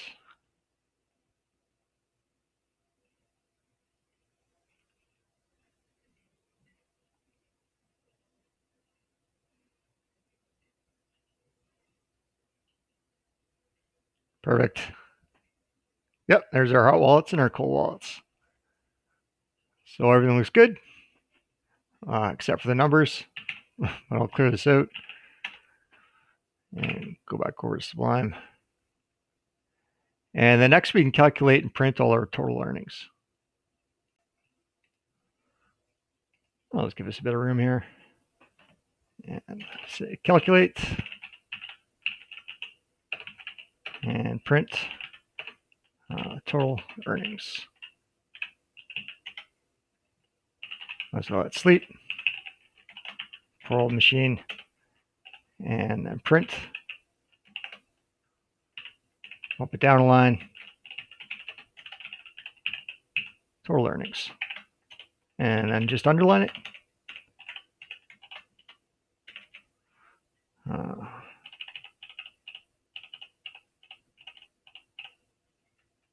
Yeah, like that. And then let it sleep. And then we're going to want to print out the US dollar profits, the Canadian dollar profits, and the exchange rate. So print profits, space, and maybe tab it over. And the US dollar profits, but we're going to want to format that into 2 decimal places. So we'll say 0.2F. And then USD profits.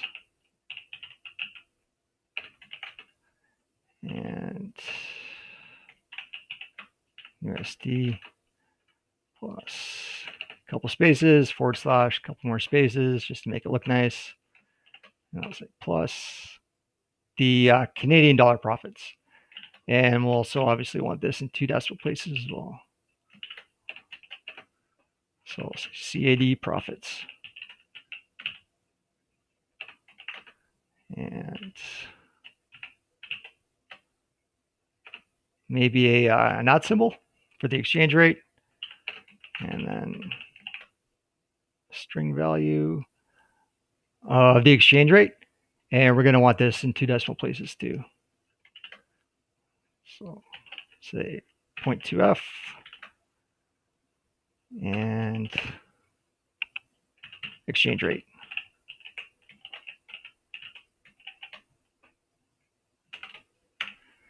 Then next we're going to want to print out how much I've invested in Canadian dollars, and that amount also converted over into a percentage. So I'll say print invested space and tab it over maybe.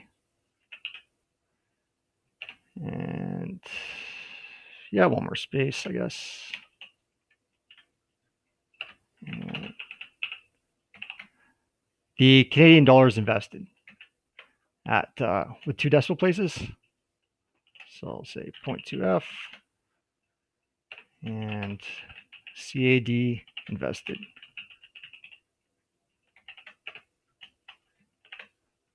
And CAD, and there's space, maybe 2 spaces, / a couple more spaces to match the one that we have up top here. So that. And then we're going to want to print out the profits percent. So just what I've invested into a percentage.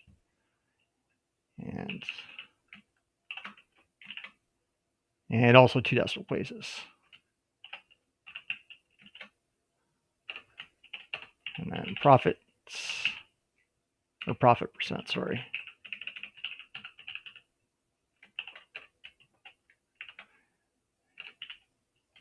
And I think like that. Yep, I'm just going to let it sleep a couple seconds. And then print. I'll bump it down a line. Cash out. And I'm just going to underline it. And I think I'll use the equal sign here.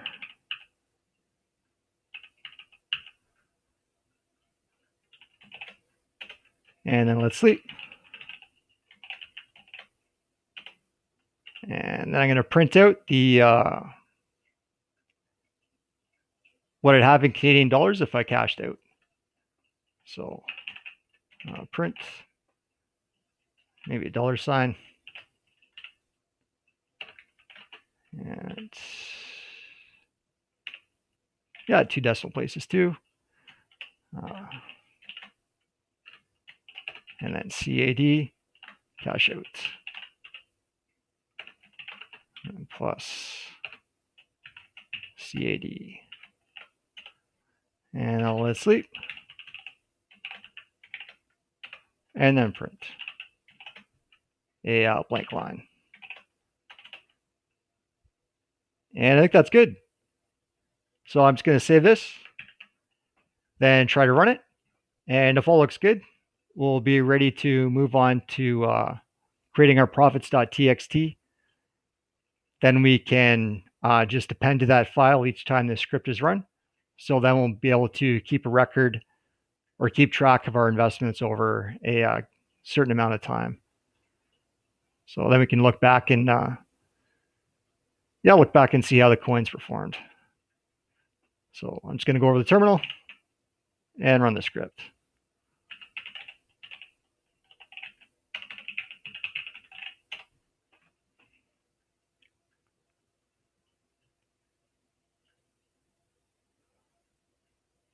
Well, one thing I noticed that I didn't catch before is Bitcoin here only has 1 decimal point or 1 decimal place, but we can fix that real easy.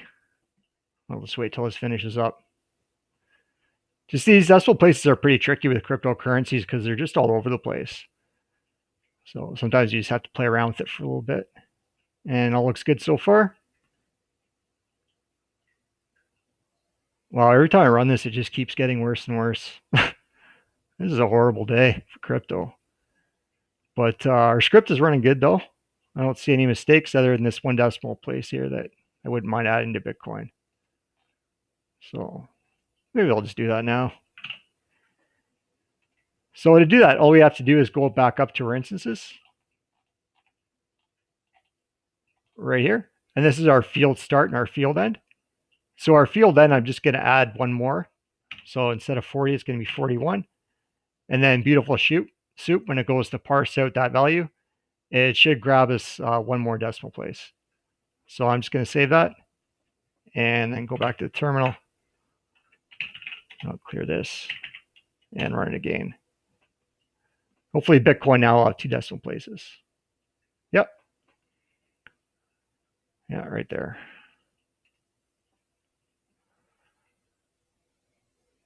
So I'll just let this finish, and then we can create our profits.txt and just write a little function that'll write to that file each time the script is run.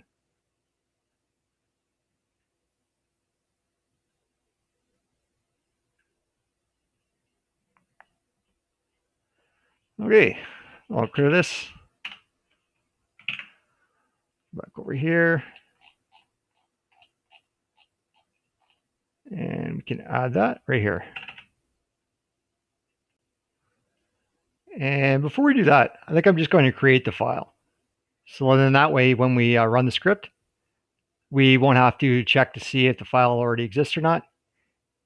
And yeah, I think that'll just make life easier for us later. So yeah, I'm just going to go over to the terminal here and go into my documents.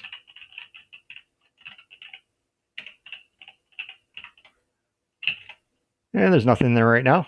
So I'm just going to touch profits.txt. Yeah, there it is right there. So then each time we run the script, it should add it to that file.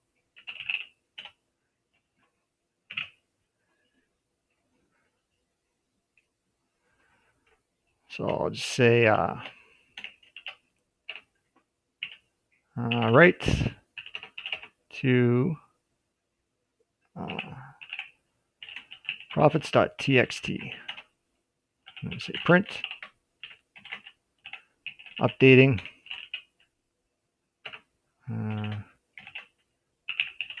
profits.txt. And let's sleep.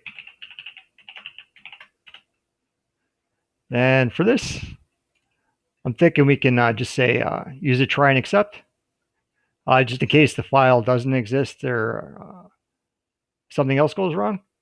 Then we can just default back to say just a simple error message saying that the file wasn't found or something like that.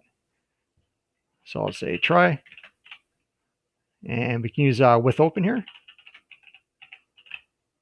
So with open, and then the path to wherever you created your profits.txt. So for me, that was home. Christopher documents, crypto, and then profits.txt. Yeah. And then we're going to want to append to that. And then I'll just say as f. So we can say f.write. And I want to turn this into a string, just the date. So strf time. And then we have to format that. And I'm just trying to remember how I did this now. I think it was %(b), %(d), %capital Y, and %capital X. Yep, plus, and then I'm just going to tab it over a couple times. And I'm going to leave a /, and then tab it over once more, and then plus the string value, of our Canadian profits. So yeah, and we'll do that into 2 decimal places too, as usual. And then we say Canadian profits. And then add, yeah, just tab it over. And then we want our profits percent, which also has to be a string. And yeah, 2 decimal places. Percent. Yep, profit. Percent. And I have to add one of these guys. And then I'm just going to leave a blank line at the bottom here. And yep, I'm just going to let it sleep. And maybe one second's enough. And then I'll print done.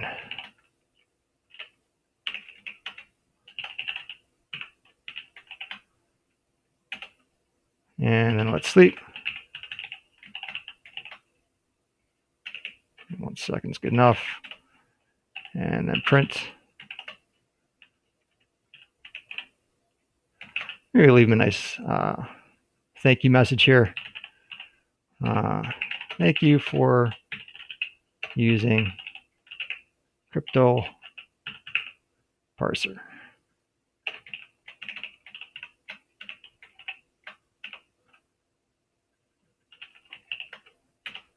And then we need our accept. We'll print, just in case it can't find the file. Profits.txt, not found. And I'll let sleep.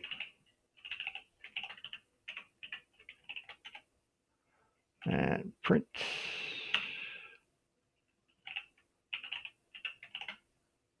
And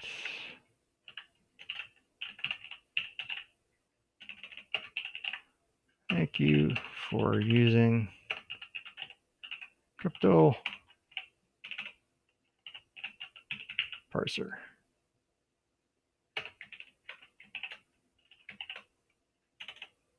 And then a blank line. And I think that's it. So yeah, I'm just going to save this. And I'll thank you, Sublime. And try to run it and see what we get.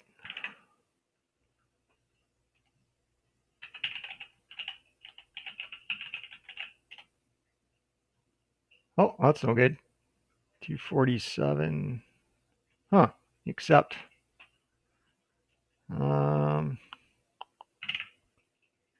Oh, yeah. Our accept block here is tabbed over too far. So I'm just going to take that and move that back. Yeah, that looks better. Sorry about that. So I'll just save this and try that again.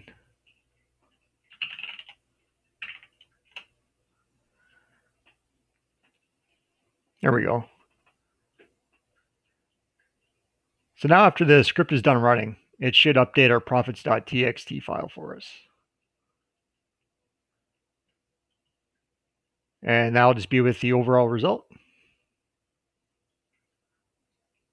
There's our wallets. So far, so good. This number keeps getting lower each time. And nope, didn't find the file. So either the file's not there, but could have sworn we created it. Yeah, there it is right there. And then if I cat profits.txt, yeah, there's nothing in it, but it's there. So the problem must be in the script. So let's jump back over to Sublime here. And right here somewhere.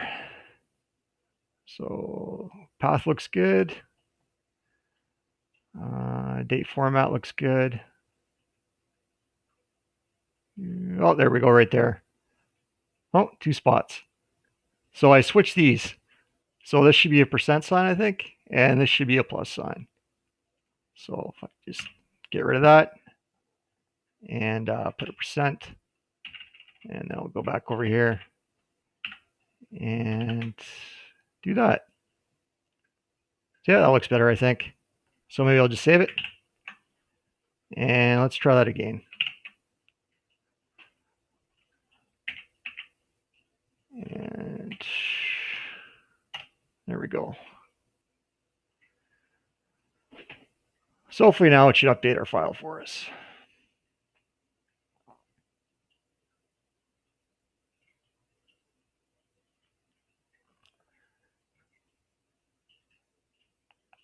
And I think when this is done, I'll go back and I mentioned earlier, I'll break it on purpose just to show you how to fix it in case it can't find the range that it's parsing from.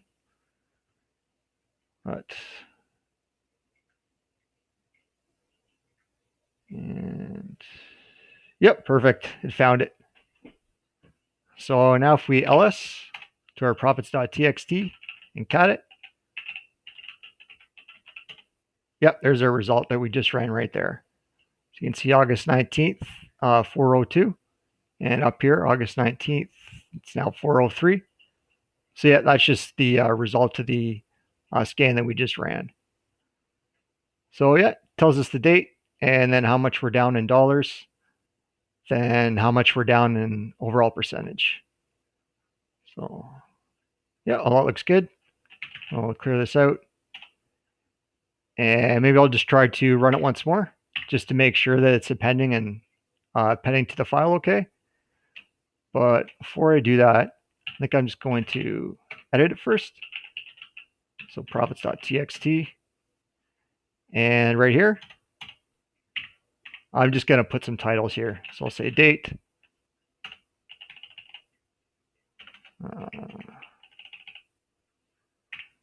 And then I'll just say results.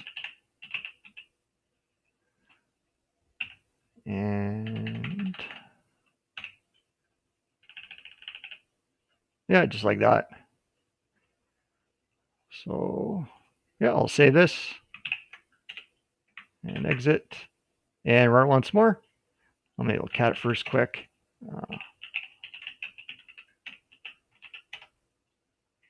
Yeah, there we go. And then our next one should be just right below that. But I'm a little fussy though. I don't like this, the date and the result titles hugging the very top of the window.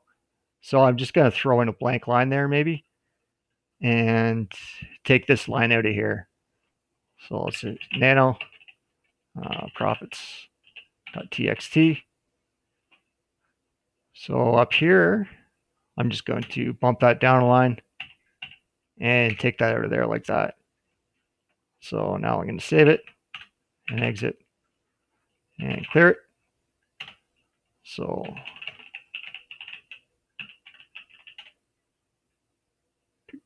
yeah, that looks a bit better. Seems a bit silly, but I'm just going to throw a blank line at the bottom here too. Nano.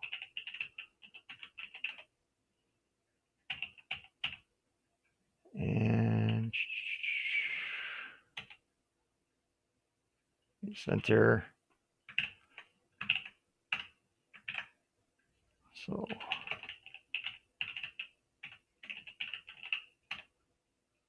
yeah, that looks a bit better. And then the next time we run the script, it should go right under this right here. So you see where it says August 19th, 402. So we'll just try to run our script again. What am I doing here?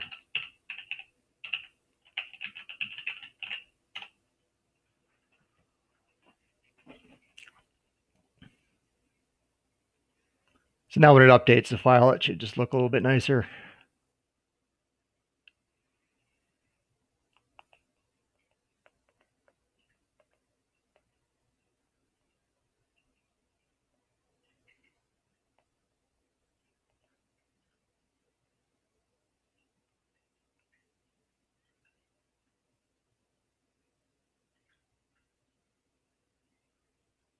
Here we go. update the file. So now VLS, cat profits.txt. Yep, there's our next line. But I don't like that blank space in there. So I'm not going to worry about the blank line on the bottom. That was just kind of silly there. I'm just going to take it out of there. So nano profits.txt. And take that out of there. Yeah, and that should be good enough. So I'll just run it once more. And notice our last time we ran it was 406. So I'll clear it out, run it once more, and we should be good. And there we go.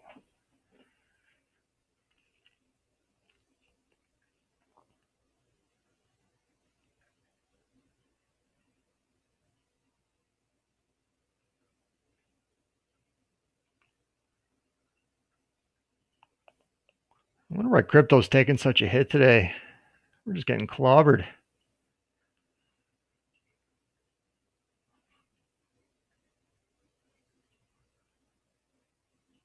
At least hasn't gone down in the last second or two.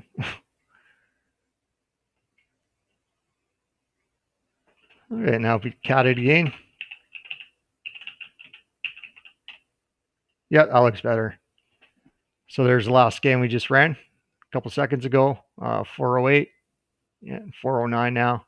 So yeah, it's definitely the same one. Yeah, it looks good. So I'll clear this. And I think now I'll just go back to the script and show you what happens if there's an error and you go to run your script and something falls out of range. Say like if your cryptocurrency changes, say, another decimal place, and we're trying to parse a value that isn't or we're trying to parse a value that isn't a number, and something messes up, I'll just show you how to fix that now. Just in case you've had that error already, I probably should have shown you this a bit sooner. But yeah, we can just do that right now. So if we go back over to Sublime here and scroll up a bit here, up to our instances, I found the most common error was within this range, 32 and the 41. And that's just because Beautiful Soup is, if this number is off, Beautiful Soup will parse a value that isn't a number. And maybe I'll just show you that right now, actually. So if I open up the browser and search for CoinMarketCap,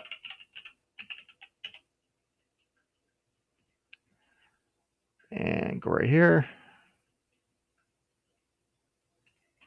Now I'll just search for Bitcoin. There's the price that we're trying to parse right there.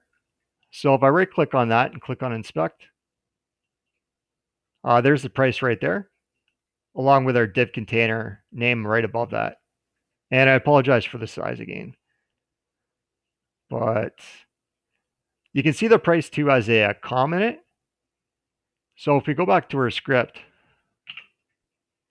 and scroll up a bit here, where was that?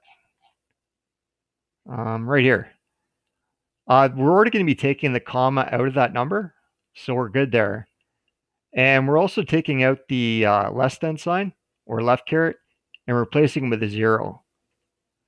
So if we go back to the page here and say our range is off by 1 and we're parsing too many, it'll read this less than sign. So we've already taken care of that in our script because we're removing that, replacing it with a 0. But if it parses too early, say it'll read the dollar sign or it'll read this greater than sign, it's going to throw an error because it's not a number. So what we can do is go back to our script. So we're covered on the commas and the less than sign. But if we go back up to our instances here, and I change this to a 0 and save it, and go back to the page, instead of grabbing the 2, it's going to grab the greater than sign, and I think it's going to throw an error. So let's go over terminal and run it and see if that happens. So if I go crypto parser, yep, there's the error right there. So you can see right here, it could not convert string to a float. And it did grab the greater than sign right there. So we know we're actually 2 characters over too far. So because we want to grab the 2, we want the 2 to be the first one. So if you do see this error and there's 2 values there before the number, you'll know that your range is off by 2. So then if you go back to the script and change this back to a 2, it will then grab the 2 instead of the greater than sign. So, yep, that's that one. And actually, maybe I'll just run it right now just to show you that it works now. So if you run it,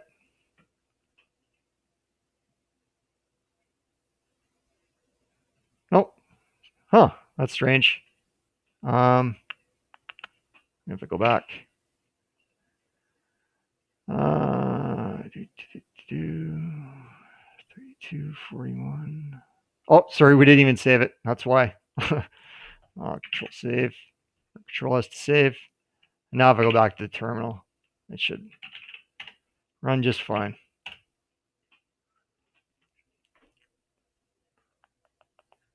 Yep, there we go. So we're good now. And actually, maybe I'll just cancel this because we know we're good there. And we go back to the script.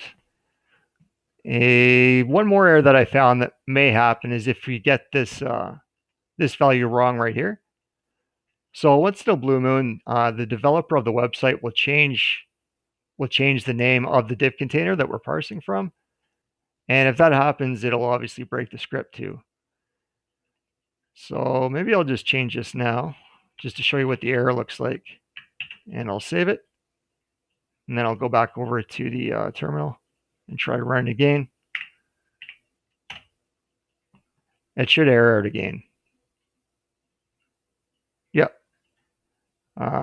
Cannot convert cannot convert string to a float.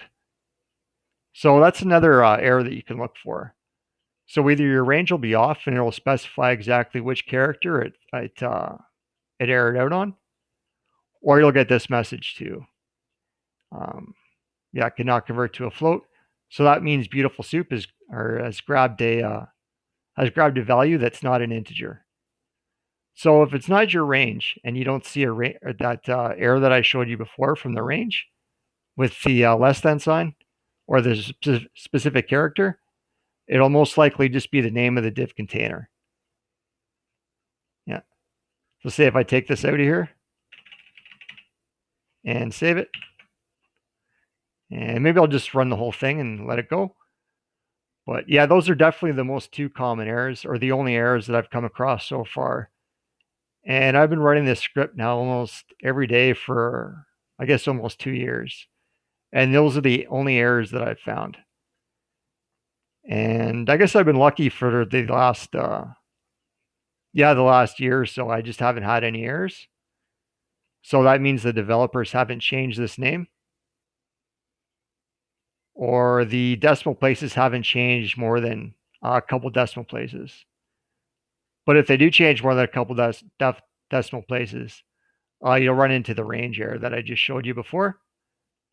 And you can just tweak these numbers a little bit to get that to fit. So, yeah, maybe I'll just run the script now in its entirety. And if everything's running good, we should be off to the races here. And I can't think of any other mistakes that could possibly happen. At least they haven't happened to me within at least the last year. And same thing here with your exchange rate. If this is off too, you'll get the exact same. It'll be the exact same situation.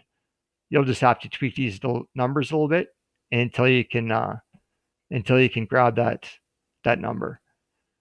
But like I said too, this hasn't changed in a long time either, and that's why I actually use this website, currencycalc.com, just because it is consistent and that hasn't changed.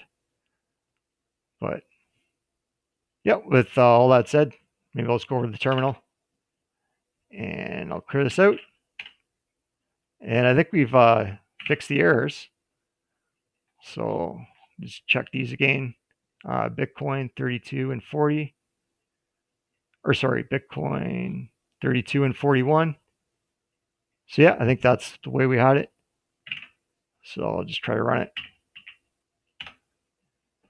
And everything should go smoothly now.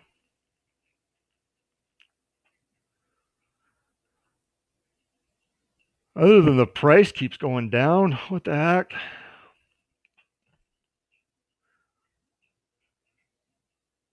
So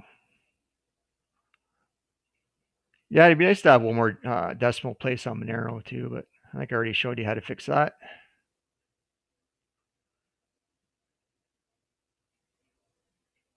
And yep, that looks good.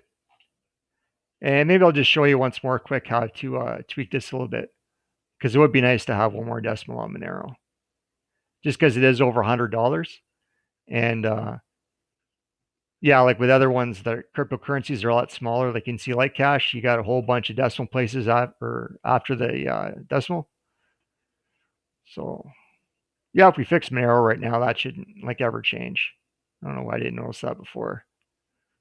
So I'll go back to the script. And then Monero, we're just going to add one more value here. So for 38 to 39, and then it should grab that one more decimal place. So I save that.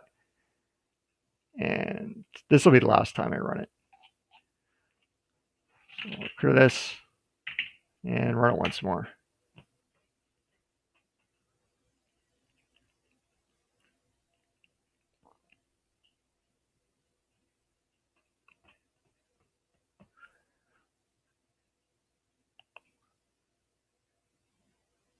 Yep, there we go. Got the 14 cents there. So yeah, just every once in a while you may have to tweak stuff like that just in case your currency does lose a decimal point, because cryptocurrencies are so volatile. If you're doing this with stocks, like say you're parsing from Robinhood or something like that, I don't think you'll have that problem because stocks are not that volatile and they don't lose decimal places every day like crypto does. But yeah, I think that's about it. And then if maybe we can check our profits.txt here. So I'll say cat profits.txt. Yep, there's our values of the each time we ran the scan.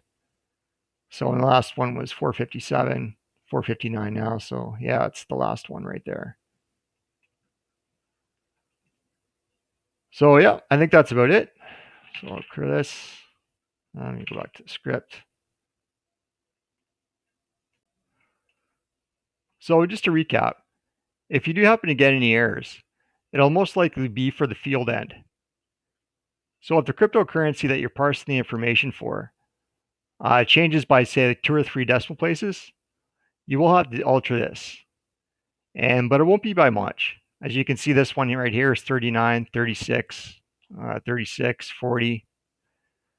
So whichever character the error message gets hung up on, you would just count backwards or forwards until you get to the beginning or the end of the price of that coin, and then just adjust this number accordingly. And then you should be good to go. But as far as errors are concerned, that's pretty much all I can think of, especially if you're using CoinMarketCap, because this will stay the same. The div identifier and the field start will stay the same too. So yeah, that's pretty much all you have to worry about. And yeah, when you go to substitute my coins for yours, you just have to repopulate this list right here, with whatever coins you're holding, and your wallets. Just put your names of your wallets right here, and then whatever you change those to, your wallets, you would go down here and change those values right here too. So say you're trading or changing Trade Ogre to another completely different wallet, or Exodus or Qcoin, Monero, whatever it is. When you go to change the name, all you have to do is change the name. You can leave .append alone, You can leave underscore total alone. Same with rounded, and total here can all stay the same. All you have to do is change the name. So trade over, trade over, trade over, trade over. And you can see on here under Exodus, I have multiple coins in one wallet. So you'll see like Bitcoin or item name, Ethereum or item name, Litecoin, and so on. So if you have more coins in one wallet, you can just do the same thing as I did here. Just swap mine out for yours and all should be good. Then, yeah, right here, the URL to wherever you kept your profits.txt, that'll change too. And the only other thing I can think of that'll change are your instances. So you'll have to change these to whatever coins that you're holding. So like we wrote up here, the first one's your name, the name of the coin, and then the quantity owned. The total amount invested is right here. The URL where we were parsing the information from. And yeah, your div ID, field start, field end. So yeah, I think that's it for errors. We covered changes. And I can't really think of anything else to tell you. So I think that's it. And I hope this was a help. It was definitely a long video. And if you guys get hung up anywhere when you're making these changes and you get any errors, just feel free to let me know down in the comments. It may take me a day or two to get back to you. But yeah, I do check my comments fairly often, and I will get back to you as soon as I can. And when I do, we can get it figured out. This was quite a bit of fun to make. I hope you guys have fun doing it too. But it can be a bit aggravating if you get hung up on stuff and it just doesn't work. But like I said, there's only that's your main concern right there, just your field end.